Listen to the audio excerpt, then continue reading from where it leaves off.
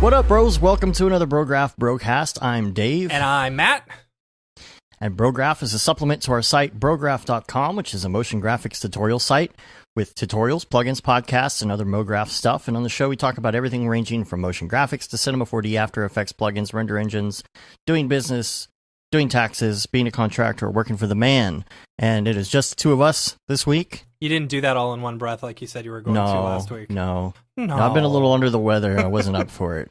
I wasn't pumped enough to do it. So, yeah, we got a lot going on, and it's nice. It's February. Things are picking up quite a bit. And, thank goodness. Yeah.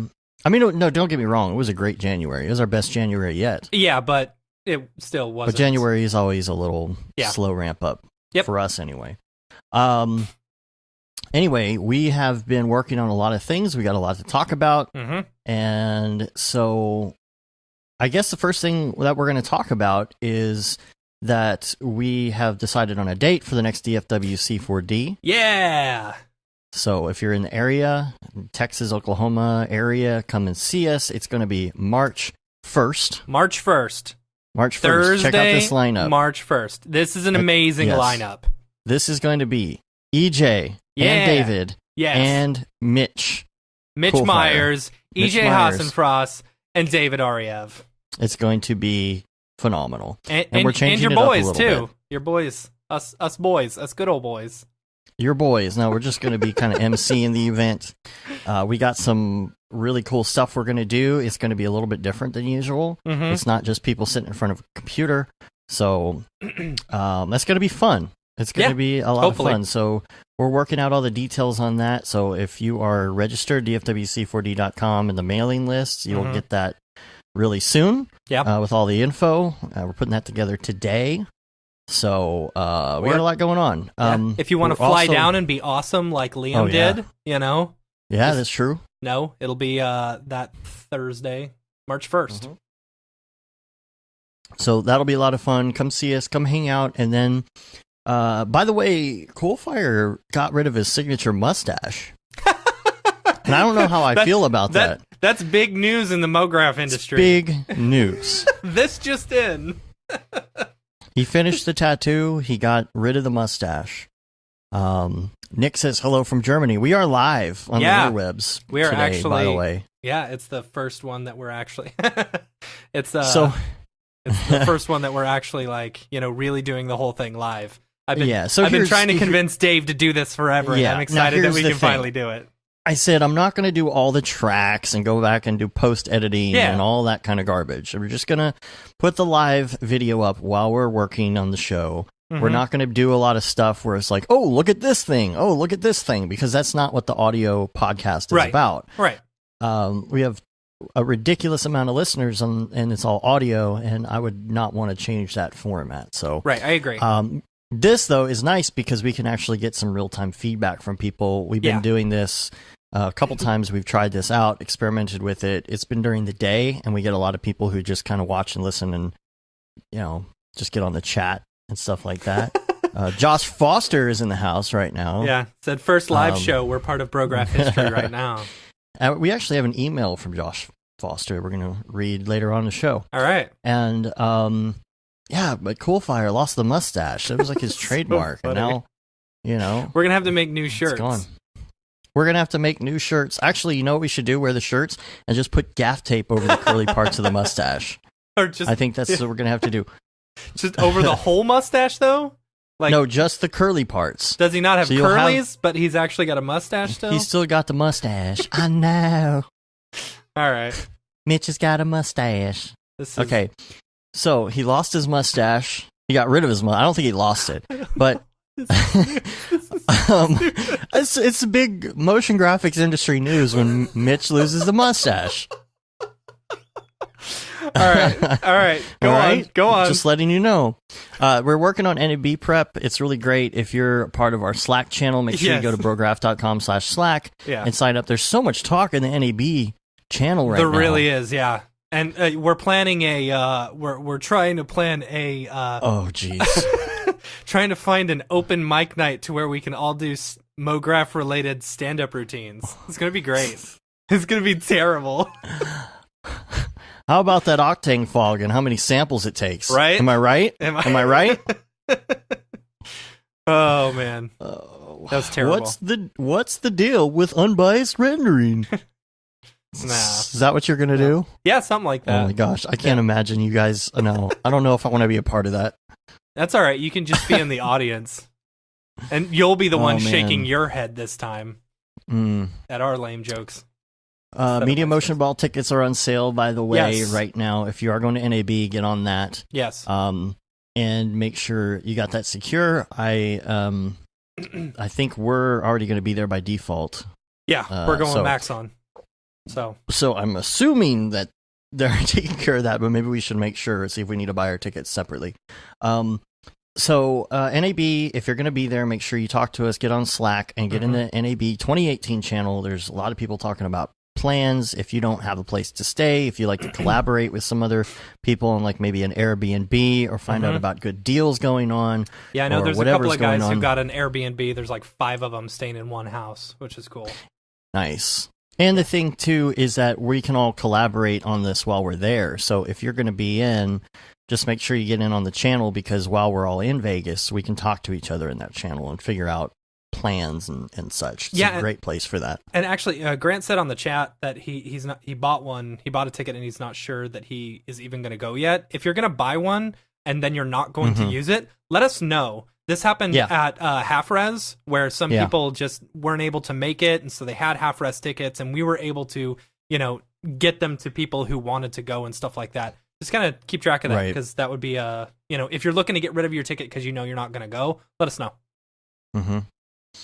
And so that wraps that up. If you are a new listener of the show, remember you can send us your questions, send us your comments, send us your topic ideas for the show to brograph@brograph.com.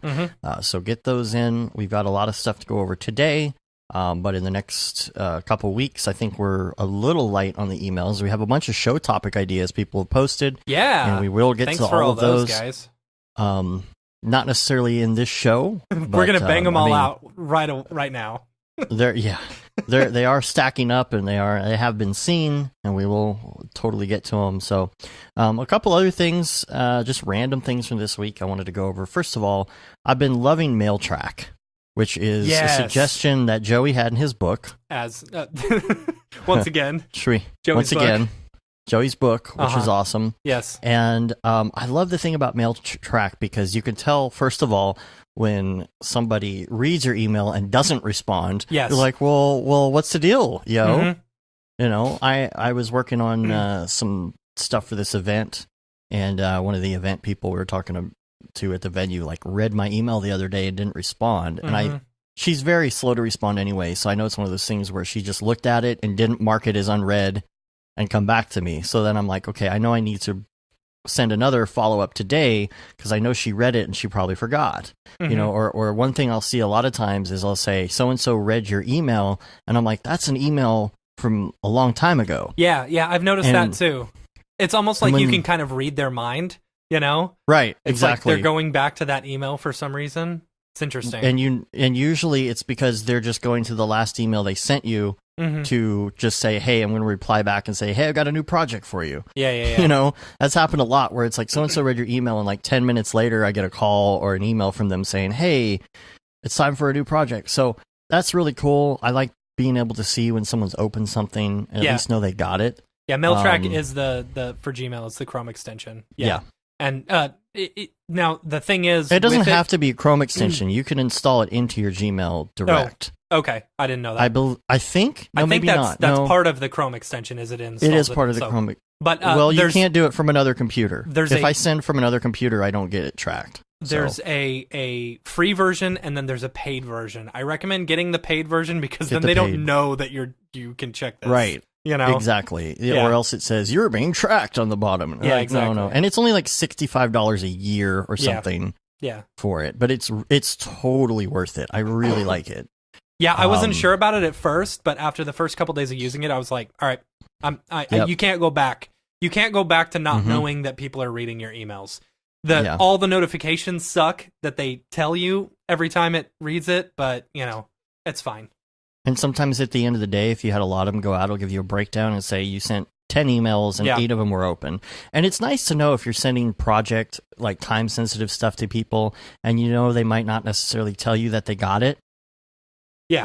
That's kind of one of those things where they got it, they're good to go, your client's got it. And then you can be like, okay, well, they didn't send me anything back, but at least I know I can invoice because they got it. Right. So, all right, so there's that. And then I have a suggestion for people, for the love of God, is please stop congratulating people on their work anniversary on LinkedIn. I don't I just put some arbitrary date in because I'm like, I don't remember what day I started doing such and such. I'm just adding my job in here, and everyone's like, congratulations on your work anniversary. I'm like, thanks, person I barely know, for being disingenuous and not even realizing that, I don't know. I just think it's stupid. But I don't know. I think LinkedIn's a whole nother animal. Can we first say that work anniversaries are a stupid thing to it congratulate really people on in the first place? I guess owning your own company is one thing, but working at a place that you absolutely just despise working for. Right. Hey, congratulations on slaving away another year at that place you despise. Yeah, congratulations. Every time your life is being wasted away. Every time I see someone who I know hates their job have another work anniversary, I always want to comment and say, congratulations, you made it another year through this crap hole or something like that. How do you feel about yourself, bro? It's funny. How's it working out for you? So, yes, please don't. Slack, we already talked about Slack. Brograph.com/Slack. I just had it in there. Make sure you go to Brograph.com. Check out some of our other stuff. We got a lot of live streams going on. And we've got lots of tutorials on different subjects. We've got Brograph Talks. We've got plugins. We've got tons of cool stuff at Brograph.com. So check that out. I'd also like to mention that last week when we had Jules on the show, JS Render posted in the Reddit subreddit Render Tokens, like a synopsis of what we talked about, which was really detailed. So I'll post a link to that in the show notes if you want a rundown of that. Yeah, it's pretty cool. We've also got a link to this. Okay, you've heard of a VC? Right. What is that? It's an EDM. No, that's Dasani. Oh. Dasani Avicii. Yeah. Giovanni Avicii. So we've got Dasani Avicii. Is that actually Dasani Avicii? Yeah. You know what I'm talking about? The water guy? Yeah, Giovanni Avicii. He was the guy. He was in The Water Boy. Yeah. Yeah. Was he in The Water Boy? No, he was in he's Dasani. Yeah, he's. Okay, I get it. I get it now. Yes, right. But what I did there. All right, so sorry. Go ahead. They're pretty big.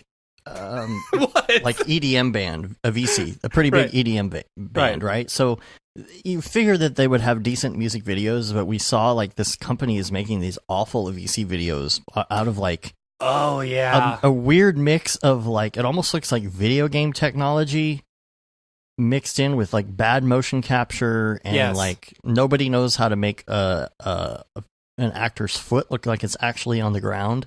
Yeah, it's really really janky. The scenes are okay, but then the animation is just hokey. And we found this. I don't know. Somebody on Slack found it, and we were all I don't remember who it was. Sorry. Yeah, I don't remember. But we were all looking at this, what is going on? And then we started passing it around on Facebook and Messenger and all this stuff. And it's a weird mix. It's it's trying to be David Ariev. So here's the thing. Mitch Myers. You watch it and it is straight up David Ariev's Bad Touch. Is it Bad Touch? Bad Touch music Bad video. Touch. Walk Away? Walk Away. Why did I say Bad Touch? What was that? Was that one of the previous ones he did? I don't know. Anyway, no, Walk Away. I don't know what you're talking about. Bad Touch. The Walk Away video And so if you look at the dates and stuff, David finished his way before they finished theirs. So I guarantee you, like, they just straight up ripped off his music video. Maybe, I don't know. Dude, I mean, some of the stuff where he's like right flailing his arms around. Yeah, I mean, it's and then Mitch thing. did his whole, like, the thing from Interstellar. Yeah, the they put black that in hole there. And stuff. They straight up did that. Yeah. I mean, it's like, and they, that's, I don't know. It goes back to the, don't put tutorials in your your demo reel, or at least change it up a bit. If you're gonna do something like that, at least change it up a bit, Right, and you go through and you watch like all of these other videos on this company's website, and you're like, what is going on here? Yeah, like what is the deal with these videos? I don't understand. I don't even understand how they're making them, to tell you the truth. Yeah, I don't know. I'm like, what software they're using? It's really weird. It's probably one of those things where they're like, we'll make you a really awesome music video for super cheap, Yeah. And they're just going to buy a bunch of models, and I don't know. It's really odd to me, especially a VC, but I don't know. Yeah. So anyway. Are you going to put a link to that so that people can actually do the side-by-side comparison? Yeah, there'll be a link to that. All right, cool. So let's move on to Ravcock. What's your flavor? What's your flavor? All right. First of all, Pixel Plow is back with Redshift. Yes, it is. Officially, in case you were interested. And you know more about this than I do. What's the deal with the percentage on this now? I think it's like a 17% add-on. Hold on, I want to look it up just to double check.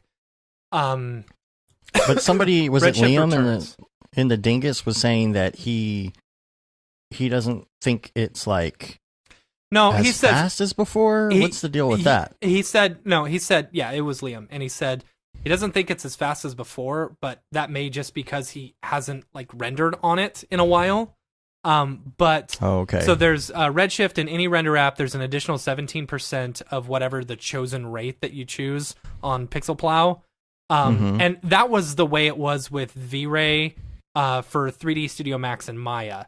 So if you were rendering on Pixel Plow like that, then Anyway, that's the same way it is on Redshift with any render app now. The additional 17%, but Liam was saying that it's basically, it's negligible, on some of the stuff that he was testing. The 17%, they're still super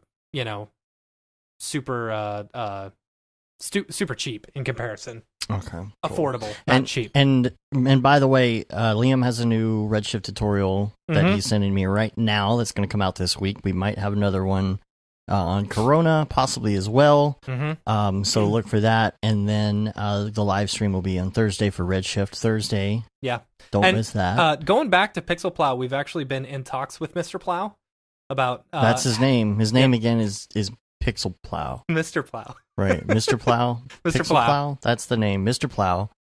He's Mr. Plow. Oh, we need to tell him about DFW C4D. Yes. Now that it's set. Yeah, Don't let me forget about that. Because he's going to be there as well. Is he going to be at this one, or is he going to be? I believe. Probably. All right. Sounds like it. Sounds like he's down. He's down. So. So we've been talking about maybe having him on the show as well. Yeah. Do we need to make him a Mr. Plow jacket? Right. Oh, totally. Now that, and yes, I know the pop filter is too high, but this is all about the audio recording. Yes. This isn't about the video recording. It won't sound good if I pull it back. So. Sorry. I have a different mic than Matt does. Yeah. I have a cool mic. I'm gonna poop filter.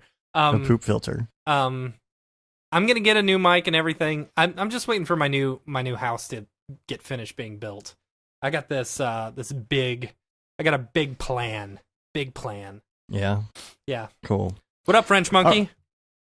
Ooh, the French Monkey is here too. Wow, yeah. Everybody's showing up. We got a lot of people. I'm telling you, man, it's because we're like during the day. It is, yeah, it is because it's during the day. Yeah. We've got, I don't know, 20, 30 people watching right now, which is pretty good. All right, so onward with the show. Let's move on. Let's talk about the crypto crisis for a minute because we keep mentioning it. Yeah. Well, is it a crisis? I don't know. Or is it a correction? I'm sorry. I'm talking about from graphic standpoint, this is the crypto crisis because we can't get any cards. Gotcha. I keep seeing more and more of this, even on Facebook some of the other days, like I cannot get a card to save my life. And this is the problem. You've got all these 1080s being completely bought up for doing crypto. You've got NVIDIA who, now I don't know about this. I don't know. I'm just taking a guess here at some of this, but here's what I'm thinking. Number one is that I don't know how many of these are manufacturing anymore, if any. As far as I don't think they're manufacturing anymore because I think we were chatting on we were chatting on Slack like yesterday or the day before, and the 2080s are like almost officially being pushed out. What was it, March or April? Which means that they're done with production on the 10s, you know? So, like, they're not producing anymore. So this crisis is going to continue happening until they start pushing out more and more cards. The 20... What do you call it? The 2080s and the 20 series, I guess. I don't understand why they're going with that number. Yeah, I know. That's what I said. There is a rumor that they're going to announce that pretty soon. I don't remember the exact date they were talking about. But getting back to the whole crisis. April, okay. April, okay. NVIDIA to announce GA 104 base GeForce 2080 in April. So that's going to be an NAB thing, I'm guessing. Yeah. I'll send this to you in the Dingus so you've got the link. Okay. Is this going to mess up the live? Oh, it's whatever. It's all about the audio. Yeah. Yep. That's so dumb. Skype is stupid because I need to see the link on the person's face before I click on it in the chat. Right. God, Skype is awful. All right. Here's the thing about this. So you've got these cards being swooped up. Prices are going up. NVIDIA can't do anything about it. They're not going to manufacture more 1080s because they're trying to come out with their new stuff. And the thing is, they don't like it because, let's just be honest, this crypto thing, I'm not saying crypto itself is a fad, but I think this rush of mining is kind of a fad that's going to have a long tail that kind of fizzles out. This was just kind of like the initial rush. If it's going to stay at a certain rate as far as how many people are using them for crypto, I would guess in the next round when the 2080 comes out, it's going to be, they're going to produce more cards.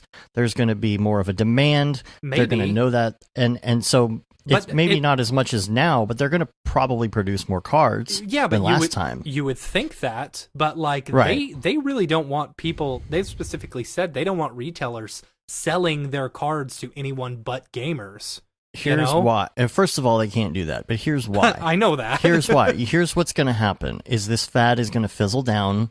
It's going to settle down a little bit. People are going to start selling off their cards on the cheap. What's going to happen? The 2080 is going to come out. And then there's going to be so many extra 1080s sitting around being sold for cheap that nobody's going to buy the 2080s. I don't know. Or you could have the reverse where the 2080 is just it's not enough of an increment, advantage to buying. So there will be more 2080s on the scene versus the 1080s. You know what I'm saying? If you're not going to call it an 1180 and you're going to go straight to 2080, I'm guessing it's going to be twice as good. It better be. Yeah, I don't know about that. It better be. I mean, it's 1,000 more than the last one, so you know it's good. That's true. But yeah. Right? Did they skip the 800 series? Did they just go straight from the 7 to the 9s? Did they? I don't know. I guess they did. I don't know. I don't know what their game plan is with all of that. But I'm wondering if that's the deal. That it's a problem of theirs because they're scared about what's going to happen when crypto goes away. If it's going to mess up their new launch. Yeah. But the thing is, everybody's getting frustrated about this in the graphics world because here we are trying to make a decent living and we can't do it because we've got this shortage. Yeah. Or price gouging at that. If you can get a card, it's ridiculously expensive. So you got that going on, which is nice. But then, as if GPU prices weren't high enough, now we got this deep fakes thing going on. Yeah. I don't think that's really going to cause a big. I don't think that's going to cause a big, shortage of GPUs. I think the deepfakes thing is just, I don't know. It's going to be harder for deepfakes to take off with cryptocurrency going nuts. I don't think so. So we said we were going to talk about deepfakes. Yeah. And here's the thing. We're going to start from the beginning. So there is this. If you want to hear the full explanation on how this works, there's a video called Deepfakes Explained. There'll be a link in the show notes, and you can check that out. And there's a piece of software that basically learns how to, it's trained by different pictures of faces, and it can put them and track them onto other people. Yes. Now, this got popular for the same reason a lot of things actually are popular and take off. The same reason VHS got popular. Over beta is because of prawn. Yeah. So, it of course it's going to get big because of that. People are obviously they're taking pictures of people and putting them on people in pornography, and so that's how it got big. And if you're one of those people, shame on you. Stop that. Don't do that. Sorry. Go ahead. You froze. I hope you're there. Oh, there you are. Okay. So, if you're putting your friends' faces onto porn, that's a little weird. But here's the thing. It is definitely advancing the popularity of deepfakes. The deepfakes subreddit was actually something where they were just talking about the technology, and then everybody started posting their porns, and before you knew it, it was just all porn. So now deepfakes subreddit has been banned. Yeah. It's no longer there. I don't know where they moved. I remember seeing something on there a couple weeks ago where it said, look, first of all, we need a separate subreddit for the deepfakes porn because we can't talk about the actual technology. Yeah. And second of all, we need a place that we can kind of gather because this isn't going to last on Reddit. Yeah. Starting a Discord or something like that. But now here is the thing. Here's why I wanted to talk about it. Number one, because this is going to change the way that I think a lot of us do some of our work. Yeah. Well, so this really from brings a VFX standpoint. Yeah. And that's like, this is what got me interested in this whole thing is that, you've got companies like Lola, for example, that make a living off of doing this, like the de-aging stuff. And if you can just take, like, say, for example, Tron, because they had to do so much de-aging in Tron. If you could just take the original Tron movie and take a whole bunch of shots, or what if from now on, any actor who goes in is going to be having, like, almost like a light field camera or photo scan, so that they can use them and you can in the combine future. That. You can imagine if you combine light field with this or something that has 3D information where it doesn't even have to, quote unquote, like train based on the photos. You've got actual topology. Yeah. There's a lot more information. It's just going to get better and better. Yeah. This was, and so there was a few examples.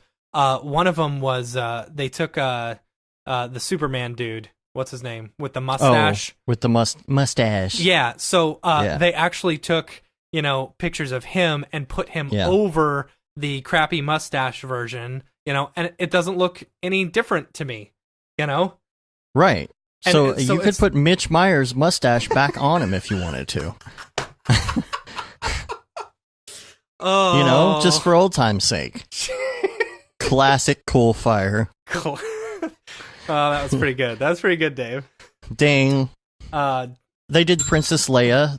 They basically took the Princess Leia and then put her face onto the one that was, I guess, done in CG and just showed, okay, this was done on the cheap, and you could barely tell the difference, and you're like, okay, why did they spend like $1 million or whatever they spent on it? Exactly. And I worry about the future of some of the VFX industry, specifically because of this. If you've got some little kid with a couple of 1080s who's able to produce the same type of content as a company like Lola, it's like, dude, where, like, that puts a lot of people out of a job.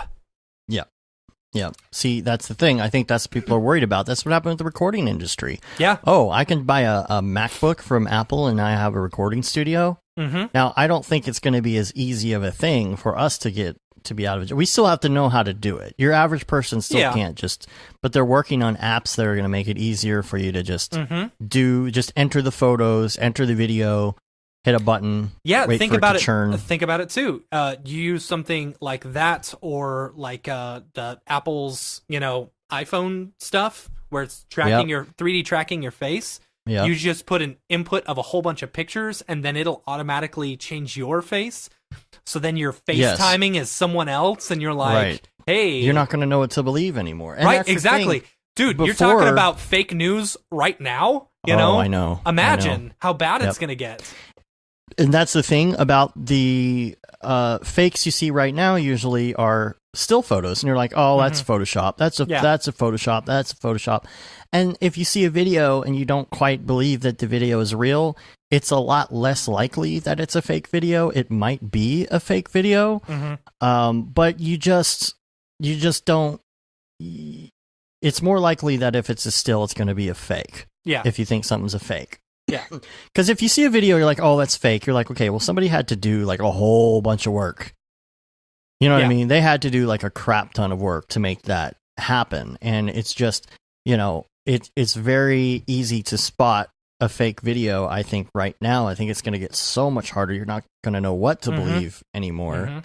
And what I'm thinking of with this whole thing is the legal implications of it too. Like, okay, so if you put a I don't know, you put let's say Facebook, for example, you can get all these views of somebody, all these different views to train the software of somebody on Facebook. You just point it to someone's Facebook page and say, grab all these pictures. Yes, and then it goes in and puts that on pornography. What are the legal implications of that? Yeah, exactly. Like, it's like, wait a minute, it's not slander, but it's using someone's it's like, what? Like, there's a whole new realm of legal garbage that's going to come out of this, because it's like you're using someone else's likeness.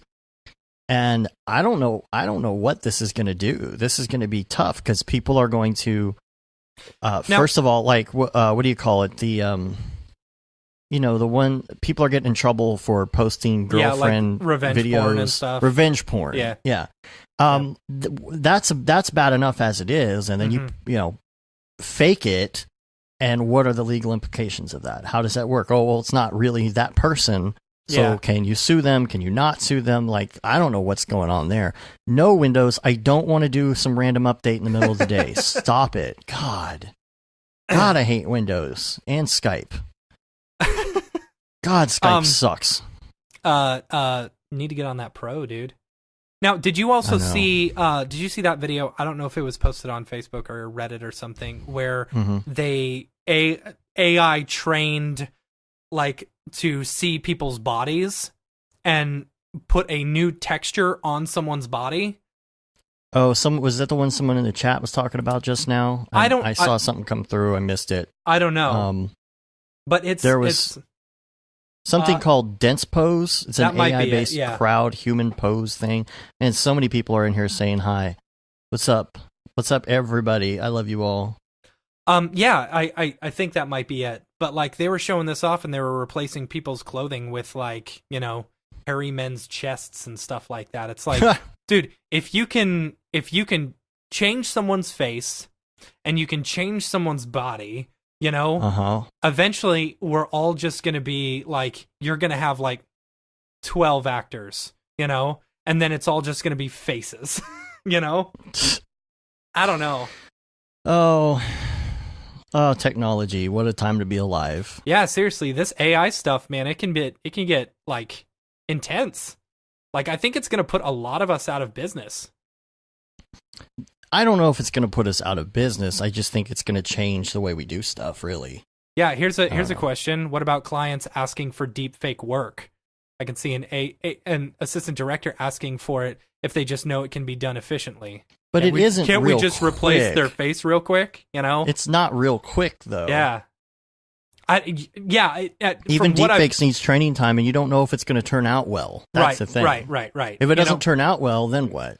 Yeah. And it's not something that you can really control that well, like you're doing in post or something.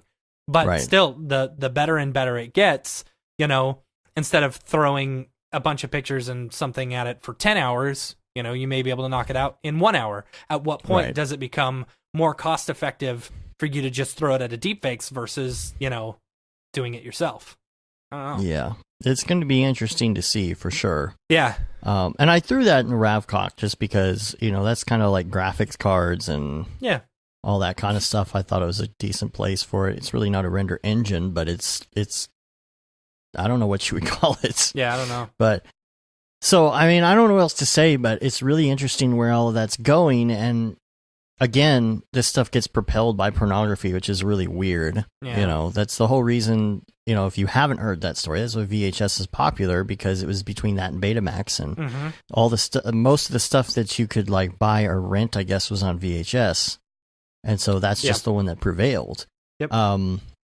Even though Betamax actually had better quality. Right, and I actually thought at first that HD DVD was going to prevail over Blu-ray for that same reason. I thought so too. Which is why I invested in HD DVD stuff, and then it all went away. I was a little upset about that because, Yeah. I still have my Xbox 360 HD DVD standalone player that you can hook into the back. That's hilarious. So, anyway, I wanted to get onto another topic as well, which is networking, and is there such a thing as over-networking? And I wanted to give some examples of some people that I've talked to recently that are actually what I would say over-networkers. You know what I mean? Do you know what I mean by over-networkers? I feel like that's like a ton of people on LinkedIn, Yeah. Like people on my... Rick Bogus, we were just talking about you. Yeah, we were just talking about you. We were like, well, you haven't heard from Rick Bogus in a long time. Wow, there's too much chat for me to even... I'm going to have to go back and read the chat in a second. So just keep chatting, and we'll go back and catch up on the links in a second. So let's okay, over-networking. Now, over-networking is when somebody really wants to do work with you, but they don't have any work for you. Sorry, say that again. I lost somebody. Skype. Somebody wants to do work with you, which is cool. Yes. But they don't have a project for you. Yes. They just want to talk about what you're going to do all the time, and it's like, but we're not doing anything. Yeah. So that's the deal. So, I get people who call and talk. It's like networking. Okay, great. I like to network. I like to talk to people about networking. But it's like, oh, well, we see what you guys are doing, and we really like to partner up with you. I'm like, well, what do you mean by that? Yeah. You want to take some of my business? Exactly. Like, what are you talking about? What do you, if you're talking about like going out and getting the work and then sending it our way, and creating a kind of partnership that way, absolutely, I'm totally down. But if you're talking that doesn't mean you can put our work on your website. Yes. Okay. Yeah. That's number one. And that's not even part of the deal, but that's the first thing. They want to put your work on their site. Oh, I'm going to sell it. I'm like, no, you're trying to sell yourself. Yeah. And you're not necessarily going to bring that business. But that's not the over-networking part. The over-networking part is talking and calling and emailing and asking the same questions and saying, okay, well, what can we do? I really want to work with you. I'm like, okay, we'll bring some business and we'll do some work together. Yeah. When I talk to somebody and find out, oh, you're a Houdini guy, I would love to do some Houdini stuff. Yeah. I would like to do something complicated enough to where we need Houdini, and I will hire you to do that. Yes. What I don't do is call up Houdini Mark every day on the phone and say, so, I really like to work with you. We need to, what's the next step here? Yeah. What's the next step, Houdini Mark, so we can work together? He would say, well, what's your project? It's like, oh, well, nothing, but I thought we could work together. This is a really good industry. It's making a lot of money. You can see this industry is just taking off. Yeah, I know. I'm in it. Yeah. So what do you want to do? Well, we could work together and we could, collaborate on these big projects. Okay. So what's the next step? I don't know. Bring me some work. Yeah. Like, this has been happening with me with a few people here recently, and it's just like, okay, I'm busy. Yeah, I'm doing a lot of stuff. Half of your day talking to this person about, you're basically And at first you think it's potential business. You're educating them about this entire industry and stuff like that. And it's like, dude, right. I don't have time for this, you know? Right. And it's not to be like a beehole about it. It's just like, you know, I've got to make money. I got to get back to my paying clients right now. Mm-hmm. So you got to tell me, what do you got? What do you got for me? Like, you're great. I want to do business with you, but what do you got? Because we don't have anywhere to go from here unless you got some money. Yeah. You know? Yeah, I agree. You know, and then the question comes, well, maybe I could just package this. How much would a 60-second video cost? I don't know. What's your script? What are we doing? Are we shooting something? Are we not shooting something? Is it all CG? Is it not? Is it flat? Is it 2D, 2.5D? What's your script? Yeah. What's your budget? Like, let's work on this here. Well, you know, I'm sure we could come up with something. Just, you know, give me a rough estimate. I'm like, I don't know what you're talking about. Like, so this like over networking thing drives me nuts because it's like, okay, dude, like, let's do something. And I feel like I'm not going to bug other people. I'm not going to call up Houdini Mark every day and chat his ear off about what we could be doing, because you got to go get somebody who wants to do it first. So like, concentrate on that. Yeah, totally. You know, and I understand that people who are not in this industry, who like want to have a producer role or kind of that role of, okay, I'm going to get these companies together and I'm going to make a little money off the back end because I brought them the business. That's fine. You know, bring in someone who does the shooting, someone who does the graphics, someone who does whatever, right? But like, I get that part of it. I know that this industry looks very exciting to them if they haven't seen it before. You know, and they want to chat it up. I get that. And it would be fine. You know, let's go grab a beer or something and chat it up. That's cool. Yeah. And, you know, a bit more informal like that is, you know, it's amazing how much buying someone lunch or buying them a drink or, you know, just, you know, kind of treating them in a way, you know? But that's regular networking. I know, but it's amazing how much more like you'll get from someone, or how much of a better relationship you'll form with someone by doing that versus just chatting their ear off and saying, what's the next step? Well, that's the thing. Again, that's regular networking. But when you get a call every day, it's like, dude, I don't know what to tell you. You still don't have a project. I don't know. It's weird. Yeah, that is weird. But now, the over networking stuff, it's like, what I've noticed on LinkedIn is, you know, I'm connected to like 300 people, and maybe 2 people are actually sharing stuff all the time. Right. You know, constantly sharing work or sharing, you know, other stuff. And I guess that's fine. LinkedIn, whatever, you know, but it's like, eventually it's just going to get to the point. I don't know. Like with that. LinkedIn is glorified Facebook. Yeah, no, it's not glorified. It's not even glorified. There's no glorification of Facebook. That's true. It's just another version of Facebook that has less activity and is very schmoozy. Yeah, it's super schmoozy. It doesn't mean it doesn't always work. Some people like do it up and make it work to their advantage. But I feel like there's a lot of cycles that go into doing LinkedIn. Like it's Microsoft Facebook. That's pretty good. I like that. Yeah, Microsoft Facebook. Nice. Tokyo Megaplex. So, okay. Now that we're done with that topic, I'll go back into the chat. Let's see what we got. I know we got some. Someone said, "Please say my wife," and remember my wife. There we go. Please, that's funny when you say it. Did I? Oh, can I not? Can I not go back in the chat? Okay, I've been checking it out. I've been following along and saying what up. We're good. Don't worry. Rick Bogus is back. Have we done any further learning and experimenting in Unreal Unity? I am taking a course on Unity right now. So that's fun. Yeah. Been learning about Unity. What I would like to do next, my God knows when this is going to happen, but I thought it would be a fun thing to. I want to do one VR thing. Even if it's not even complicated, just walking around a model, right? Yeah. So my plan is I would like to rebuild my childhood home in Octane and bake the textures out into a Unity project, and you can go walk around your childhood home. I think that would be a fun experiment to build and learn how to do VR. Or you could just go knock on the front door of your the old home and say, "Hey, I used to live here. Can I just walk through and see it?" I've done that before. Really? Yeah, when I was younger. Yeah. But the whole point is to learn Unity in VR. It's not to go... Yeah, I guess. Yeah, or you could just create a game.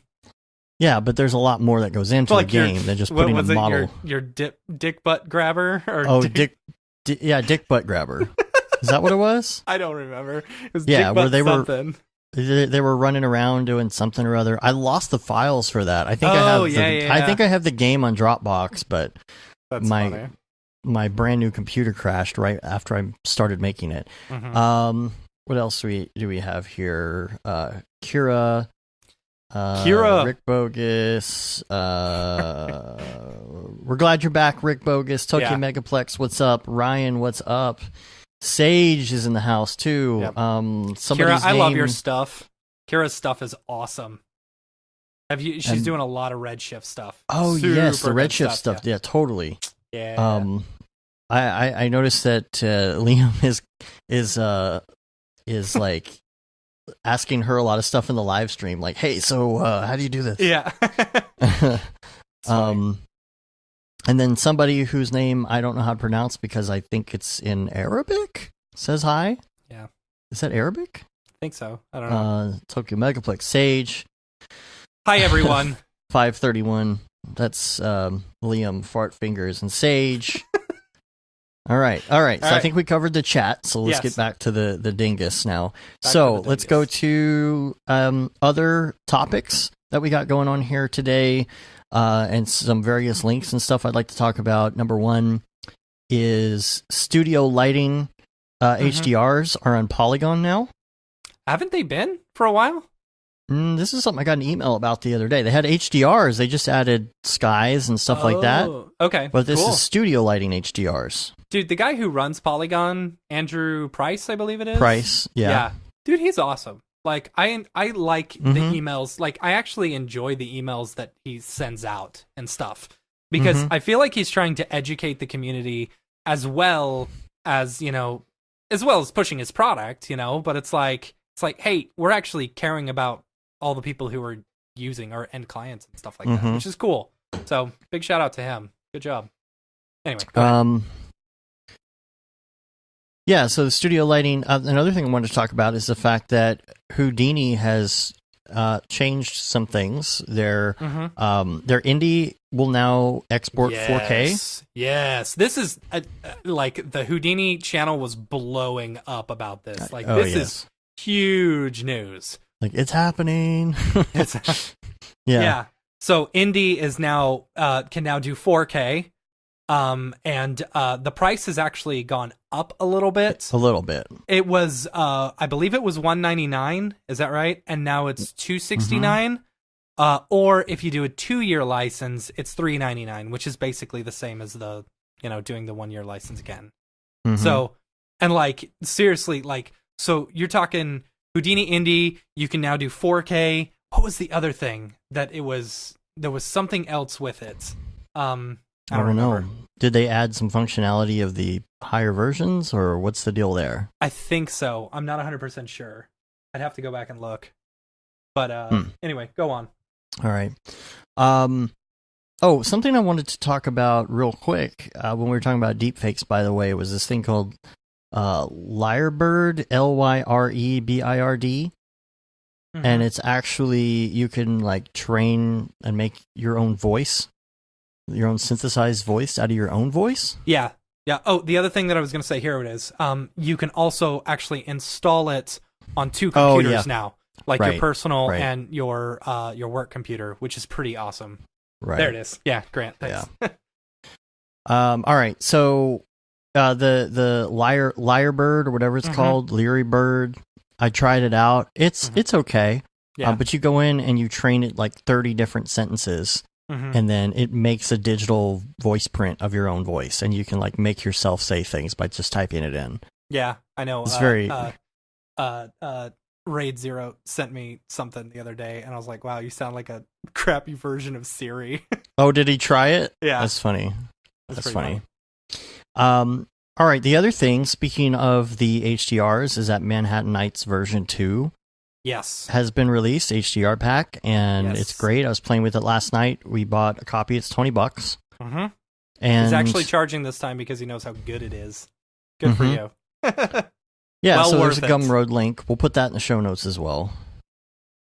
And other link that I have here is this is an Unreal Unity type deal. I forget which software it was. It was probably Unreal, because Unreal is a little more realistic, I think, when it comes to like real-time rendering and stuff. So this is called Exploring the Limits of Real-Time Rendering, and somebody used like a lot of like Megascans, polygon stuff, and did this like real-time, really, really great-looking stuff in the video game engine. Now, I don't know exactly what kind of hardware you would need to drive something like this, but it was just a pretty cool thing to check out and see, okay, this is where real-time is going. Yeah. So,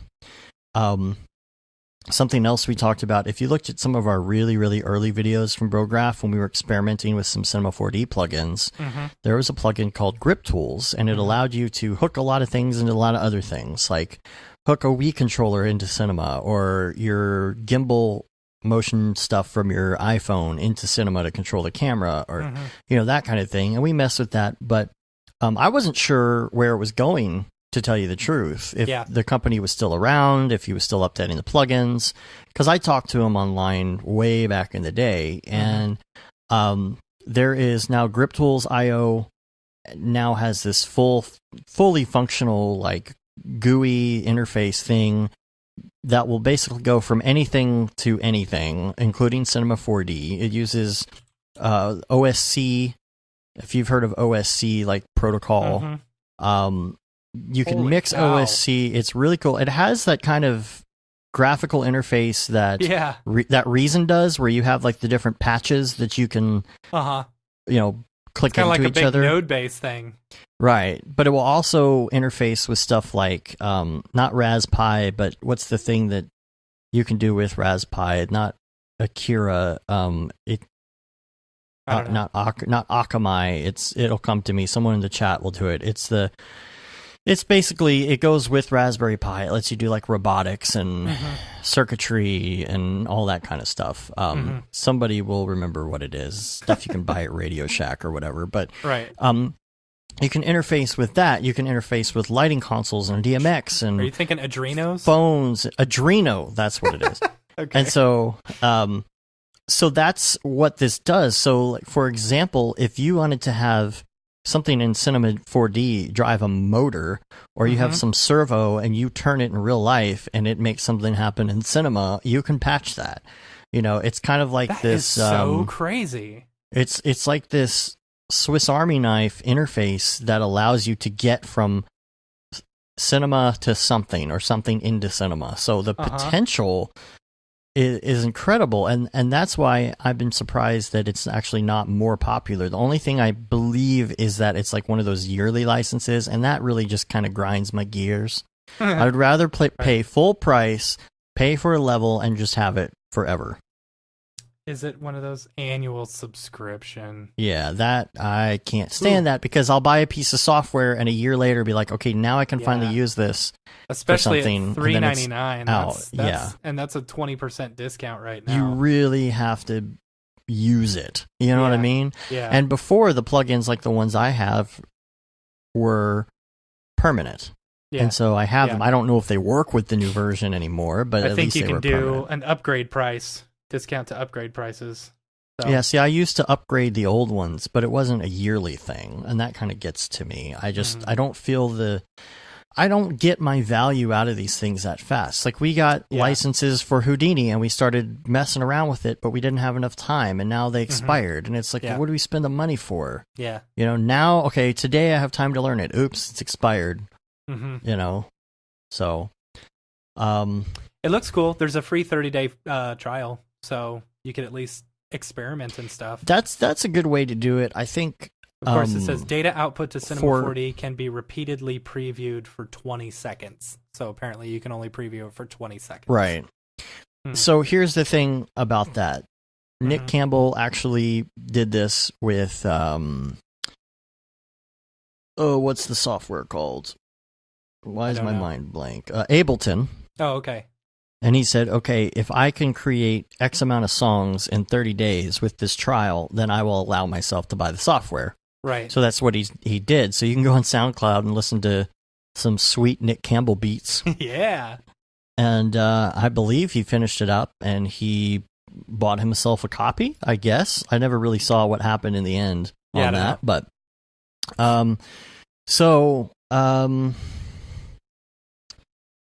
there'll be a link to that in the show notes. Let's see what else we got here. Okay, World Creator. Let's talk about this. This is something. Is this new? How new is this? I don't know how new this is, but Raid Zero posted this in the Slack this weekend, and I'm looking at it, and okay, so I'm sitting in my living room. My kid's playing, so I decide to stream this to my TV, because I'll just sometimes sit in front of my 50-inch TV and watch tutorials, which is really stupid, And so I threw this up there, and it's cool. I was watching it, and I was like, okay, this is kind of cool, easily create some stuff. Okay, the UI looks pretty easy to use, and then at one point they showed something where I went, whoa, that I was absolutely. What was it? Okay, so I don't remember. No. So you've got you start off with basically, this square patch of, randomly created stuff, and you can add different kind of modifiers, right? Okay. To change, you can add erosion, you can add plateaus and stuff like that. But then he went back, and each little square or each little area is broken up into 4 by 4 circles. So 4 circles by 4 circles, right? Okay. And then you can grab the individual circles and raise them up and move them down in order to adjust all the individual spots. It was absolutely cool that you could instantly see that feedback. And because it's done, it's GPU based, you get that feedback instantly, which is way cool. You don't have to wait the ridiculous amount of time like you do in what is it? Dem Earth or World Machine or whatever. Dem Earth though. Oh, look at you! You did the live thing. That's nice. Oh yeah, with the World Creator on the thing. Yeah. Yeah. Well, I don't like to talk about it because people are gonna be like, I can't see it because it's on the audio. Yeah, I know. That's okay. So, but yeah, it's cool, and so then you can also create maps, distribution maps and stuff like that.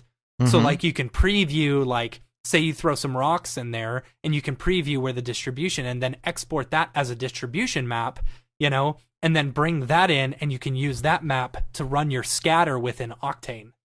Oh, right. Which would be you have to have the Yeah, it's very, very cool looking. So yeah. Man. This rocks. It's rocks. very, very cool. If you get a chance, I definitely would check out World Creator. Maybe we should buy this. That's what I was thinking. I think we should buy this just for research purposes. maybe we wait until we have a reason to use it. Well, it's cheap, and here's the thing: if you there are different levels, and I was talking about before with the whole. Okay, well, how long do you get to use this? That's the first thing I thought of. This, you have a permanent license, but it's like cinema, where you can pay a certain amount every year to do all the upgrades. Yeah. But the prices are not bad. Let's talk about standard license. So the standard one user, license is $149. I don't think you would want to get the standard license because that limits you to lot. It's missing a lot, but it also it limits you to the size that you can export your maps to 4K by 4K. Versus this other one, you can go all the way up to 16K for your texture maps, which is ridiculous. Well, there's a lot of other stuff too that you don't get. Custom height maps, VR mode, whatever that is, infinite worlds, non-real-time mode. Tessellation, pattern filters, image overlays, curve editors, wind filters, terrain. There's so much, and beta access to new versions you do not get. But the thing is that standard and professional, professional has all of this stuff, and professional is only there's professional $289. Enterprise, right? Professional and enterprise or whatever. It's an extra $140. You should go ahead and do it. I agree. Mac and Linux versions are not out yet, but they are coming. Yeah, PC version. And it says Unity plugin too if you get the Bundaroo. Yeah, you get the Bundaroo. The Bundaroo is $389. Yeah, and you get the Unity plugin. That could be cool. Plugin. So I don't know. You should post the link that I sent you. And so that you guys can check it out. This is someone who is taking the World Creator stuff and then bringing it into Cinema 4D in Octane, which is really cool. Oh, okay. So. Yeah. That is world-creator.com. Yeah. Cool. All right. Totes malotes. Totes. My goats. Next up on the agenda, let me get out my notes because they're not open. I know what we're doing. Oh, you do. This is for all the people who wanted the man. I love that transition. It looks so good. Oh, the stinger, the Brograph stinger transition for the video. That's nice. Well done, cool. Sir. Thank you. All right. Well, let's do some People's People. People's People, where'd you get that Grebo? People's People, what's up with that guy? First of all, before we get going, this isn't one of People's People that I wanted to talk about, but I wanted to do an aside. If you are following along at home, go to January 26th, year of our Lord 2018. Mm-hmm. And check out the post there. 26. Let's see. I've got to find it myself. 26. Okay. The only reason I brought this up is because we were talking about the timeline and we were talking about the years. So 2073. Wait, which day is this again? I'm sorry. This is January 26th, year of our Lord 2018. Okay, January 20. Yeah. So if you are following along at home, check that out. So Genius Bar 2073. My question is, does this fit the timeline that we were talking about? Because, Houdini Mark has his theories, stuff like that, right? So, it's a, crappy Apple Genius Bar with the, right. The pea jars and the whole thing going on, right? And then weird, what do you call it? The corrugated truck. What are they called? Shipping containers. Yeah, shipping container houses, Yeah. So this is supposed to be Apple, and we had other versions of this that are like, crappy version of Amazon, crappy version of Google, that kind of thing, right? And so my question is 2073 in the timeline that Mark came up with? Does this fit? Were the other ones also 2073, or were they different years? Yeah, I don't know. I can't remember what the dates were on those. So we're going to have to figure that out. Yeah. I didn't want to do this as an actual People's People because I think we've done a lot of the dystopian future corporations already. Yeah. But yeah, so that's kind of the general theme, is like a crappy version of Apple, a crappy version of Facebook, a crappy version of Google, Amazon, whatever in the future, right? Where there's just like dystopian, All right. So another thing is that I love is that he's putting these animations up along with the dailies, which is really cool. Yes. And then the first one I wanted to go to today to actually do is February 2nd. It's called NY Chroma. Well, he was in New York, I think, at this time, right? Right, and that always seems to influence his work where he's at. I definitely would say this has a 9/11 whatever feel, Twin Towers type feel. Definitely, you got the two beams of light where they were, and it says NY, so it's like a futuristic New York with more buildings. More futuristic buildings, more compact, and apparently the ground is made out of circuit boards now. I mean, that's what happens in the future, guys. I hope you guys realize that. Yeah, Tokyo Megaplex said very Falcon heavy feel to it. I'm going to guess. I'm going to guess Redshift. Yeah, I'll go with you on that. Yeah, yeah. That's just my guess. I don't know. And very interesting to me is the background, kind of the lines going on in the background, and I'm trying to figure out what that is. It looks like a Ray Epsilon issue. I know it's not. I'm just saying it looks like it. I don't know. I think there was probably an overlay of some sort. Like maybe he just created a weird gradient with like lines and put it on a sky or something. I don't know. How does this fit into the narrative? If anybody online has any fan theories at this point, just let us know. I think this is the I don't know, maybe this is the super city, you know? This is the city right before the fall. Do you think that the monument to the Twin Towers, never forget, are somehow like different in the future, like related to space travel, or is this just for show? That's actually a good thought, because maybe those beams are the ones that are transporting people, you know? It's like a data stream of people. Right. Ooh, that's good. You know? Maybe it at least gets them to the moon. Right. So that they can then jump in a portal. Data stream via light. Yeah, I like that. Yeah. I think that's where that might be going. Yeah. That's pretty good. Yeah. All right.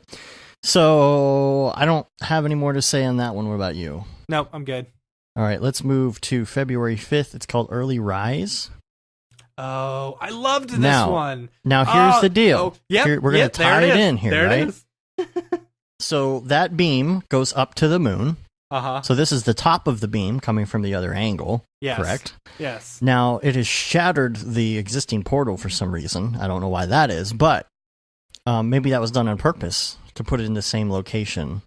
Now, I have no idea how the beam is going to go from New York to the moon at all times, because the moon moves and the Earth moves. Here it is. You have to build some sort of device to accept the people first.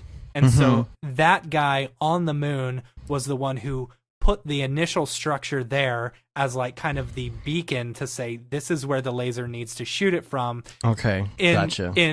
In actually shooting the laser, it destroys the original device, but then it keeps a constant stream. That's why he puts it up there. The stream comes down, destroying the initial device, and then he's able to walk into the data stream and then go, Stargate. And he better hurry because he doesn't have a helmet on. Right. He's been up there holding his breath for a long time. Funny. I'm guessing these are Forster rocks, possibly. If you look at the back, look at the terrains in the background. That's definitely Cinema 4D terrains. Can you see, like on the right side, and it's actually above the ground plane, so you can see the edge of the terrain objects in cinema. Oh yeah, that's funny. So I'm guessing, there's a little bit of just some generic terrains in cinema with some scattered Forester rocks on it. Yeah. And Octane or Redshift, I have no idea. I really don't. It's too hard to tell once these things are kind of dirtied up. Like in Photoshop and all of that. Yeah. So post-processed, not dirtied up. They're beautiful. Well, dirtied up in a good way. Yeah. Getting dirty in a good way. This is, I think it's all Photoshop. No, Mark said, is he waiting for people to show up? He is not waiting for people to show up, because if you see the animation, he actually goes into... he did the animation. I didn't realize. You should see this, because he actually walks into the data stream. Dude, he walks into the data stream. How good are we at predicting this? Because I did not see that, and he's walking into the data stream. The thing we are on the same wavelength, Mike. Yeah. He wrote march into the effing light on it too. Yep. Seriously. So that's what is. He's going notice out the glitches in the stream. Notice the glitches in the stream. Oh, is that playing music as well? That's funny. Oh, my bad. Sorry, guys. Can't hear us talking on the live stream. Okay. All right. Cool. That's cool. All right. Awesome. All right. So the last one we're going to do, if we go to February 9th, It is called. Oh, by the way, I just have to say I love February 8th, Thermal Winter. That's pretty cool. With the rainbow stuff and the pink trees and junk. Yeah. But I love Walk Cycle. This is great. On this now, the first thing you see on this, of course, is going to be the fact that there's fog. And the question is going to be, okay, you got a little... I totally think that's Redshift. Yeah. I think Redshift, because it's a lot easier to do kind of the God Ray type thing in there. Love the light poles. Mm-hmm. I love the composition. Just gorgeous. Absolutely gorgeous. Well, it's still hard to say. But you can see what's going on with the fog. If you look at the first pole on the right, you can see kind of where the fog starts. There's kind of a hard, I don't know, like maybe that was either set there or maybe this is something he didn't post. I don't know. Yeah, I don't know. But so you can see where that fog is. But again, that's why I'm thinking Redshift, just because of the difficulty in getting those kind of rays.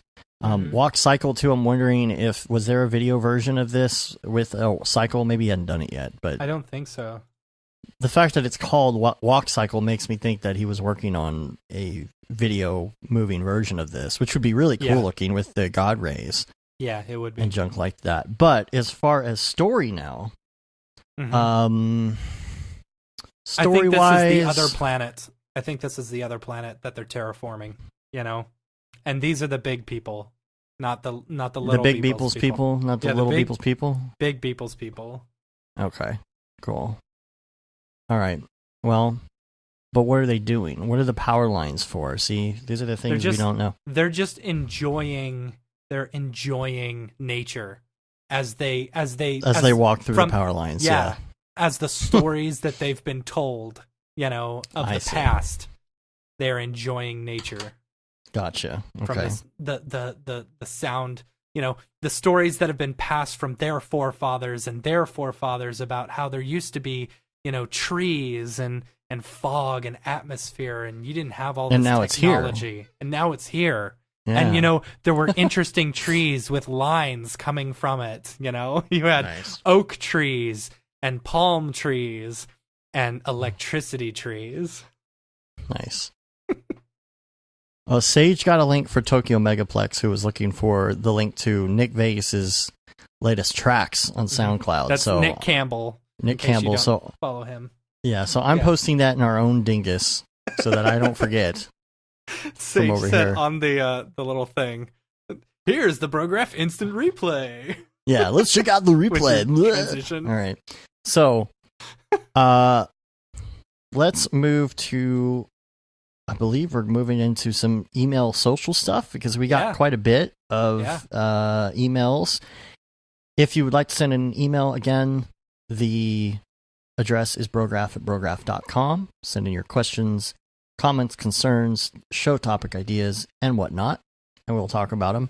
I'm going to go ahead and bring up the chat because I'm thinking maybe some people have some stuff to say about these emails because some people have some questions and some of them are difficult.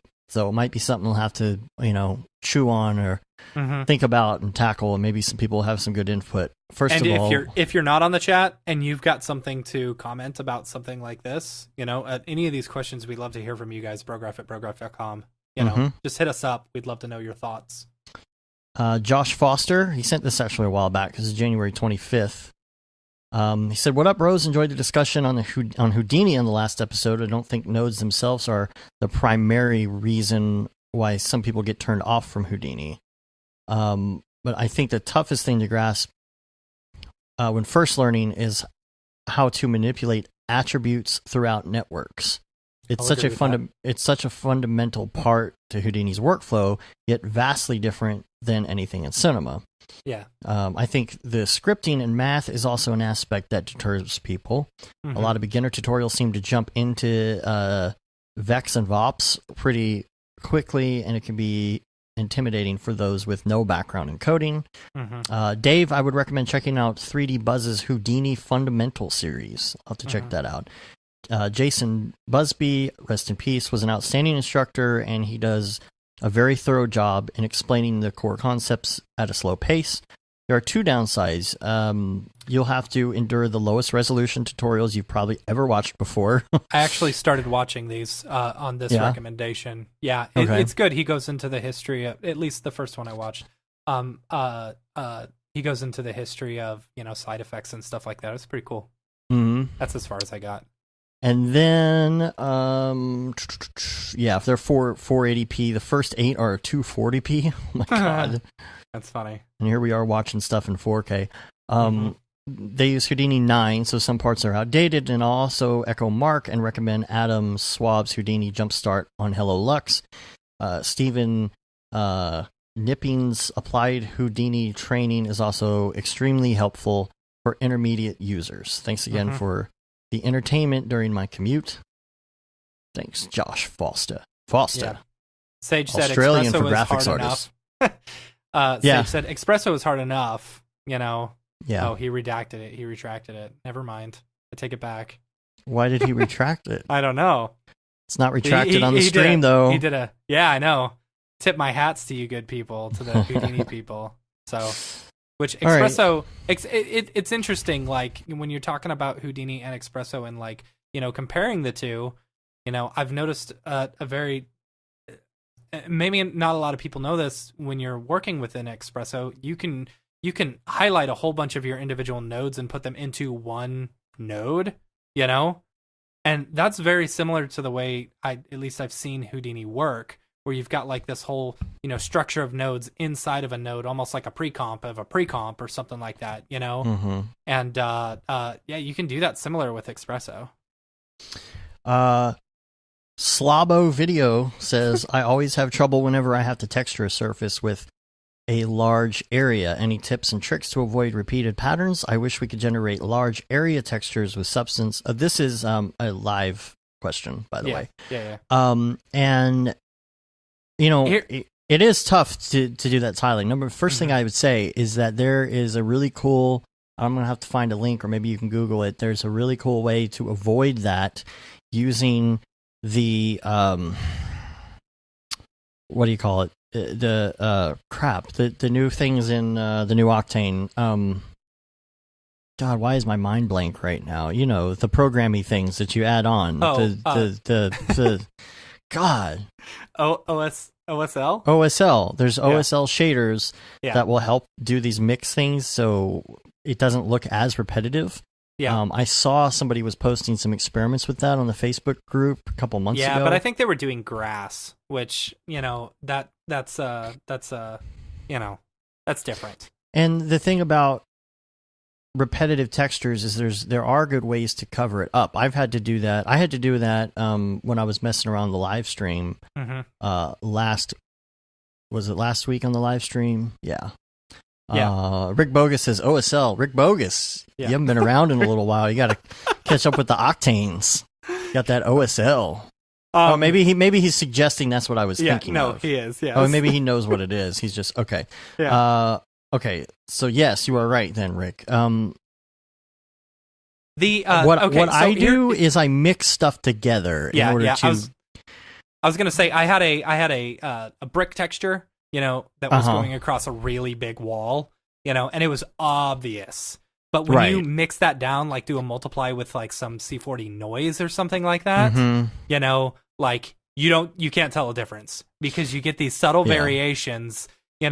Brick's gonna look the same in every single brick. It's the variation of the shading that causes it to look different. So if you throw some noise, even if it's like, and think about it, like most of the time you are not going to get the exact same texture on everything. You throw just some basic noise over the top of it, and that'll clean up. That'll make it less noticeable.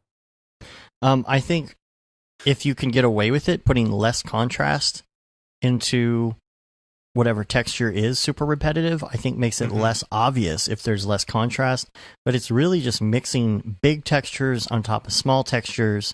Anything you could do to add some like different layers of bump mapping, displacement, that just causes more and more variation. You'll see a lot less of that. Rick Bogus, yes, you are woke. Totally woke. Yep. Dog. Yo, the man now, dog. You're the man now, dog. Let's go to the next question from the emails. This is Alexander Wirtz. This podcast question says, just finished listening to the backlog of your podcast and decided to finally send you an email. Thanks, As someone who's interested in all areas of Cinema 4D, as well as video editing / production, I was wondering, what kind of advice do you have for marketing yourself as a generalist in 3D and video? Do you have different portfolios for different expertise? For example, one for modeling, one for character animation, one for video editing. I specifically worry about having problems demonstrating different types of skills in a reel for future career opportunities and freelance jobs. First of all, I totally get that. I totally get that. You know, a long time ago, I used to mix it. Yeah, me too. But it's kind of like, It depends. Like, I feel like, I don't know, at one point, okay, here's some advice, and it may not be the best advice, you know? It's like my brother and me. Right. So my advice would be, pick the thing that you want to do the most, and really, like, that you want to get the most work for, you know? What's your specialty? Like, exactly. What's your flavor? I mean, what's your flavor? That's good. That's good. Yeah. If you want to do mostly 3D work, show off a lot of 3D work. If you want to do a lot of video effects work, show off a lot of video effects work. I wouldn't say you can mix VFX and 3D animation together. In my opinion, that's okay, but don't mix, like, I agree, editing and VFX and 3D. You know, like, if you're just trying to show off, this is a piece that I edited. It depends on the this VFX is a story. too. Yeah, I mean, if it has VFX in it or something, but editing reels, like, this is a piece that I edited that I just, like, you know, there were no VFX, no 3D stuff. That's a whole different What I'm saying, reel. though, is, like, if you're doing VFX in your motion graphics reel, it's got to be like, oh, explosions and this thing falls apart and this and that. Don't put in the thing where you mocha tracked something into the background and did some sort of replacement, because that's not interesting in your motion graphics reel. Yeah. Because then you're going to be like, oh, this is what I did. And you're going to do the obligatory, like, wipe that goes over it and shows, you know, what it looked like before and after. Yeah. All that. But that doesn't really fit with your, like, fast-paced motion graphics reel. Yeah.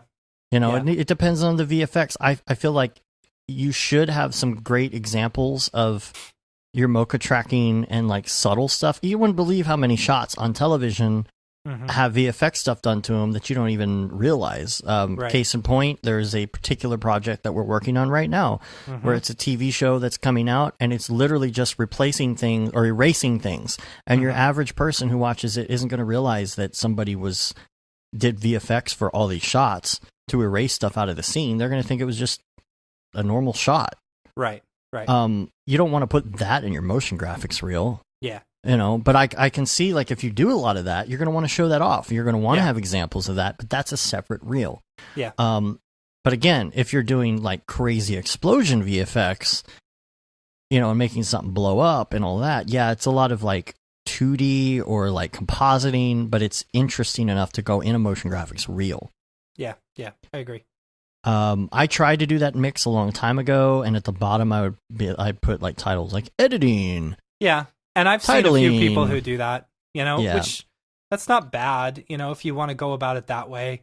It's to each his own, you know. I wouldn't say separate reels, though. Like I said, okay, for editing, just have some links to some edits you've done. Yeah. VFX is the art of not being noticed. Mograph is the art of look at me. I like that. That was Grant. I'm going to mess up your last name. That was Grant. Good job, Grant. Hey, that's G-Rant. Oh, that's the actual G-Rant. That's actual G-Rant. That's funny. There's too many Grants. Right. There are. Yeah, editing reel. I mean, what are you going to put on an editing reel?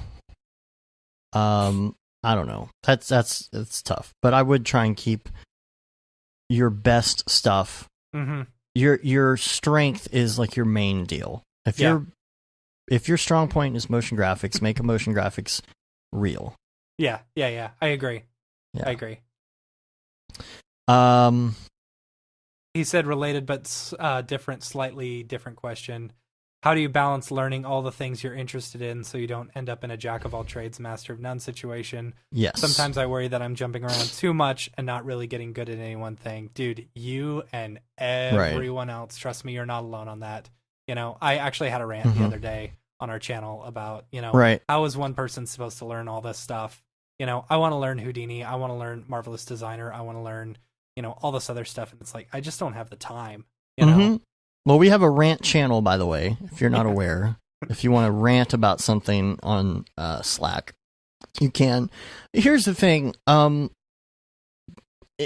Okay, yeah, there's a lot of stuff I want to learn how to do, and I want to know how to do everything, and I want to know. Oh God, man, I want to learn other render engines. I want to learn VR. I want to learn Unity and Unreal. I want to learn programming to some level. I want to learn Houdini. I want to. What else? What else do I want to do? I want to know how to program Python for plugins. Okay, but what do I do mainly? I do motion graphics. So the reel is going to be motion graphics. Yeah. Even in our own business, yes, we do video production. Technically, yeah. It's like, okay, you don't need to know that we can edit. Yeah. Because we're literally making like all these VFX shots, and we're doing like, you know, in detail like animated videos and MoGraph videos and all of this stuff. You don't need to know that we can edit. I think that's a given at that point. Maybe not. Maybe some people don't think that way, but I feel like, you know, that's the case. So we don't advertise on our site, hey, we can edit things. Yeah. We just say I think no. It's just assumed. And if you have a good reel that's cut together really well, obviously you can edit. So I don't see much in that. Now, if you're the type of company that is not strictly, but mostly into just video and doing shooting and doing edits, maybe you do some MoGraph on the side, maybe that's a different story. But our website doesn't show off our editing skills or shooting skills. I get people who ask, well, you know, can you show me like some stuff that you've edited? I'm like, well, yeah, and I'll send a link. You can do that. You know, you can have all sorts of demo material. A lot of times I'll set up some sort of, I don't know, like notepad note thing, you know, in iCloud, and I'll just put a bunch of links to stuff in it so that when somebody does contact us and say, hey, you know, can you give me examples of this? I'll just go through my list, and it has the name of the thing, and it has a link, and possibly the password on Vimeo if that's required. And I can just copy and paste all of these things that are good examples that fit that client. They say, okay, I need something with a bunch of architectural stuff. Okay, here's my list of all the architectural that we've done. Oh, but you also want to have a logo at the end. Okay, well, here's like 3 or 4 logos we've done as well. And to me, that's a better way to go about sending stuff to a client than like, here's my edit reel. You know, here's my motion graphics reel, because you're not going to necessarily put everything in it or all your styles or whatever. Yeah. I hope that helps a little bit. Yeah. And Ri-Fi, our boy Ri-Fi said, you know, seems like it's all about being amazing at a few things and hiring others who can fill in the gaps when needed. And that's that's very much what we do. You know, we may not know how, may not be the best at illustration or, you know, character design or sculpting or something like that. In particular, like illustrations, we farm that out. Yeah, we know how to, you know, actually get it done. You know, it's one of those things where, like, could I build a character and illustrate him in Illustrator? Yes. Am I good at Illustrator and I know all the shortcuts and I can build it fast? No. Yeah, exactly. Would it take me the all amount day? Of time? Yeah, the amount of time it would take us to do one character, someone could knock out in a fraction of that time. Someone who's proficient at it. So just pay them to do it while you take care of other stuff. Right, and charge a 30%, you know, a 30% increase in whatever they charge. But you're good to go. But how do you balance learning of all those things? Man, you got to pick what you want to specialize in, and the best way to do that is a couple things. I don't want to say do the one that you have the most fun with, because it doesn't necessarily mean you're good at it. Although they say do what you love, but pick the thing that you're the best at, number one. If it also happens to be the thing that's the most fun, even better, I think, but that's kind of a number 2. Yeah. I think that's where you start. Yeah. And that's where you focus. It doesn't mean you can't do the other things, though. Mm-hmm. But yeah, jumping around too much is going to kind of suck. And back in the day, it used to be, okay, well, this person is a hair person and all they do is hair. And they do hair for everything. Everybody hires them to do hair and they can't do anything else. And now, you know, we all have Cinema 4D and we're all generalists for the most part. So it's kind of like, all right. Yeah. You have to be good at more than one thing now. If you want to do space, go to David Ariev. Right. Maybe. I don't know if he wants to be typecast. Yeah. He doesn't want to be the space. None of us want to be typecast, I don't think, unless you really enjoy doing one particular thing and you don't want to do anything else. But I don't think anybody wants to get into that. You know, I don't think I would be willing to guess, knowing David, that he doesn't want to do all space stuff all the time forever. Pretty sure he would like to do something more than just that. Yeah. Which he does do. But again, we've seen a lot of people come back to him. KFC and the music video came out with the space whales and some other things I'm not sure if I can mention right now, where it is space stuff. I would like to get his opinion on that, really. Like, I know it's enjoyable. Of course, it seems enjoyable. But, you know, does Octane Jesus want to float around in space all the time? Or does he want to come down to the ground to do some scatter in the forest sometimes, you know? Yeah. So I would say concentrate again on number one, what you feel you're best at, and number two, in that order of operations, would be what you love doing the most. And the other stuff, do it when you can, but you got to have something that you're going to market. Yeah. Or it's going to be exactly what you said. Jack of all trades, master of none. If there's something else you want to learn in your lunch hour, or, you know, anytime you got some free time, you're laying in bed at night, watch a tutorial, you know, or do a quick tutorial. I gotta be in front of something. I gotta be in front of something to do You're that. funny like that. Like, I feel like I can just put stuff on and kind of like I'll get a better understanding of the UI and how everything works and stuff like that. That is true, you know, but I feel like I'm not going to retain any of the... I'm going to have to go back and watch it again. Yeah. You know what I mean? Like, if I want to do it again, I've got to go back and follow the whole thing again with the software in front of me. So, Tokyo Megaplex says there's a new Redshift build coming out today. Yeah, gosh, they come out with the AI denoiser. I'm curious if it has the AI denoiser inside the actual C4D version yet, because I believe that one was only for Maya. Well, and it's I want to say that it said that it was in cinema, but it wasn't, or something like that. I was thinking the same thing. Sage was like, "How is that breaking news? There's a new Redshift build like every week," which is true. But I hope that it does have the AI denoiser, because I think Liam's been waiting for that in cinema. Yeah. In order to show it off. Yeah. So we'll see how that goes. P.S. In regards to Matt's New Year's resolution, quitting straws, have you tried stainless steel reusable straws? I have, yes. I actually have a bunch of them. You know, but they're slightly annoying to clean, but they make you feel like a baller when you drink with them. Thanks for all the awesomeness you guys are putting out into the world, Alex. I'm glad to say, like, I've maybe only used 1 or 2 straws this year. You know, but I don't know. It's hard to get the fam off of straws. My wife loves a good straw. My wife. Yeah. My wife. There it is. Whoever. There you go. Drink. Drink. Okay, now we got another Alex here. Alex Campuzano. I think I said that right. Hey, that was pretty good. Yeah. All right. This is just a comment about the Corona Lights tutorial. So glad you're making Corona for C4D videos. Recently, I've been trying out all the render engines since I want to get more realism. Arnold is good and pretty fast, but I keep coming back to Corona. More videos on creating materials and using the layered stacked materials. Not sure when the nodal material system will make its debut. Hope it's as nice as Cycles. Thanks again. Here's the thing that I have to say about Corona, and the reason I love Corona. As a render engine, it implements the C4D stuff so well, so well. Like, moving over to Corona, I as someone who's moving from standard C4D or physical renderer and then going over to Corona, like, or any other render engine, I think Corona would be the easiest because it's so similar to the original C4D.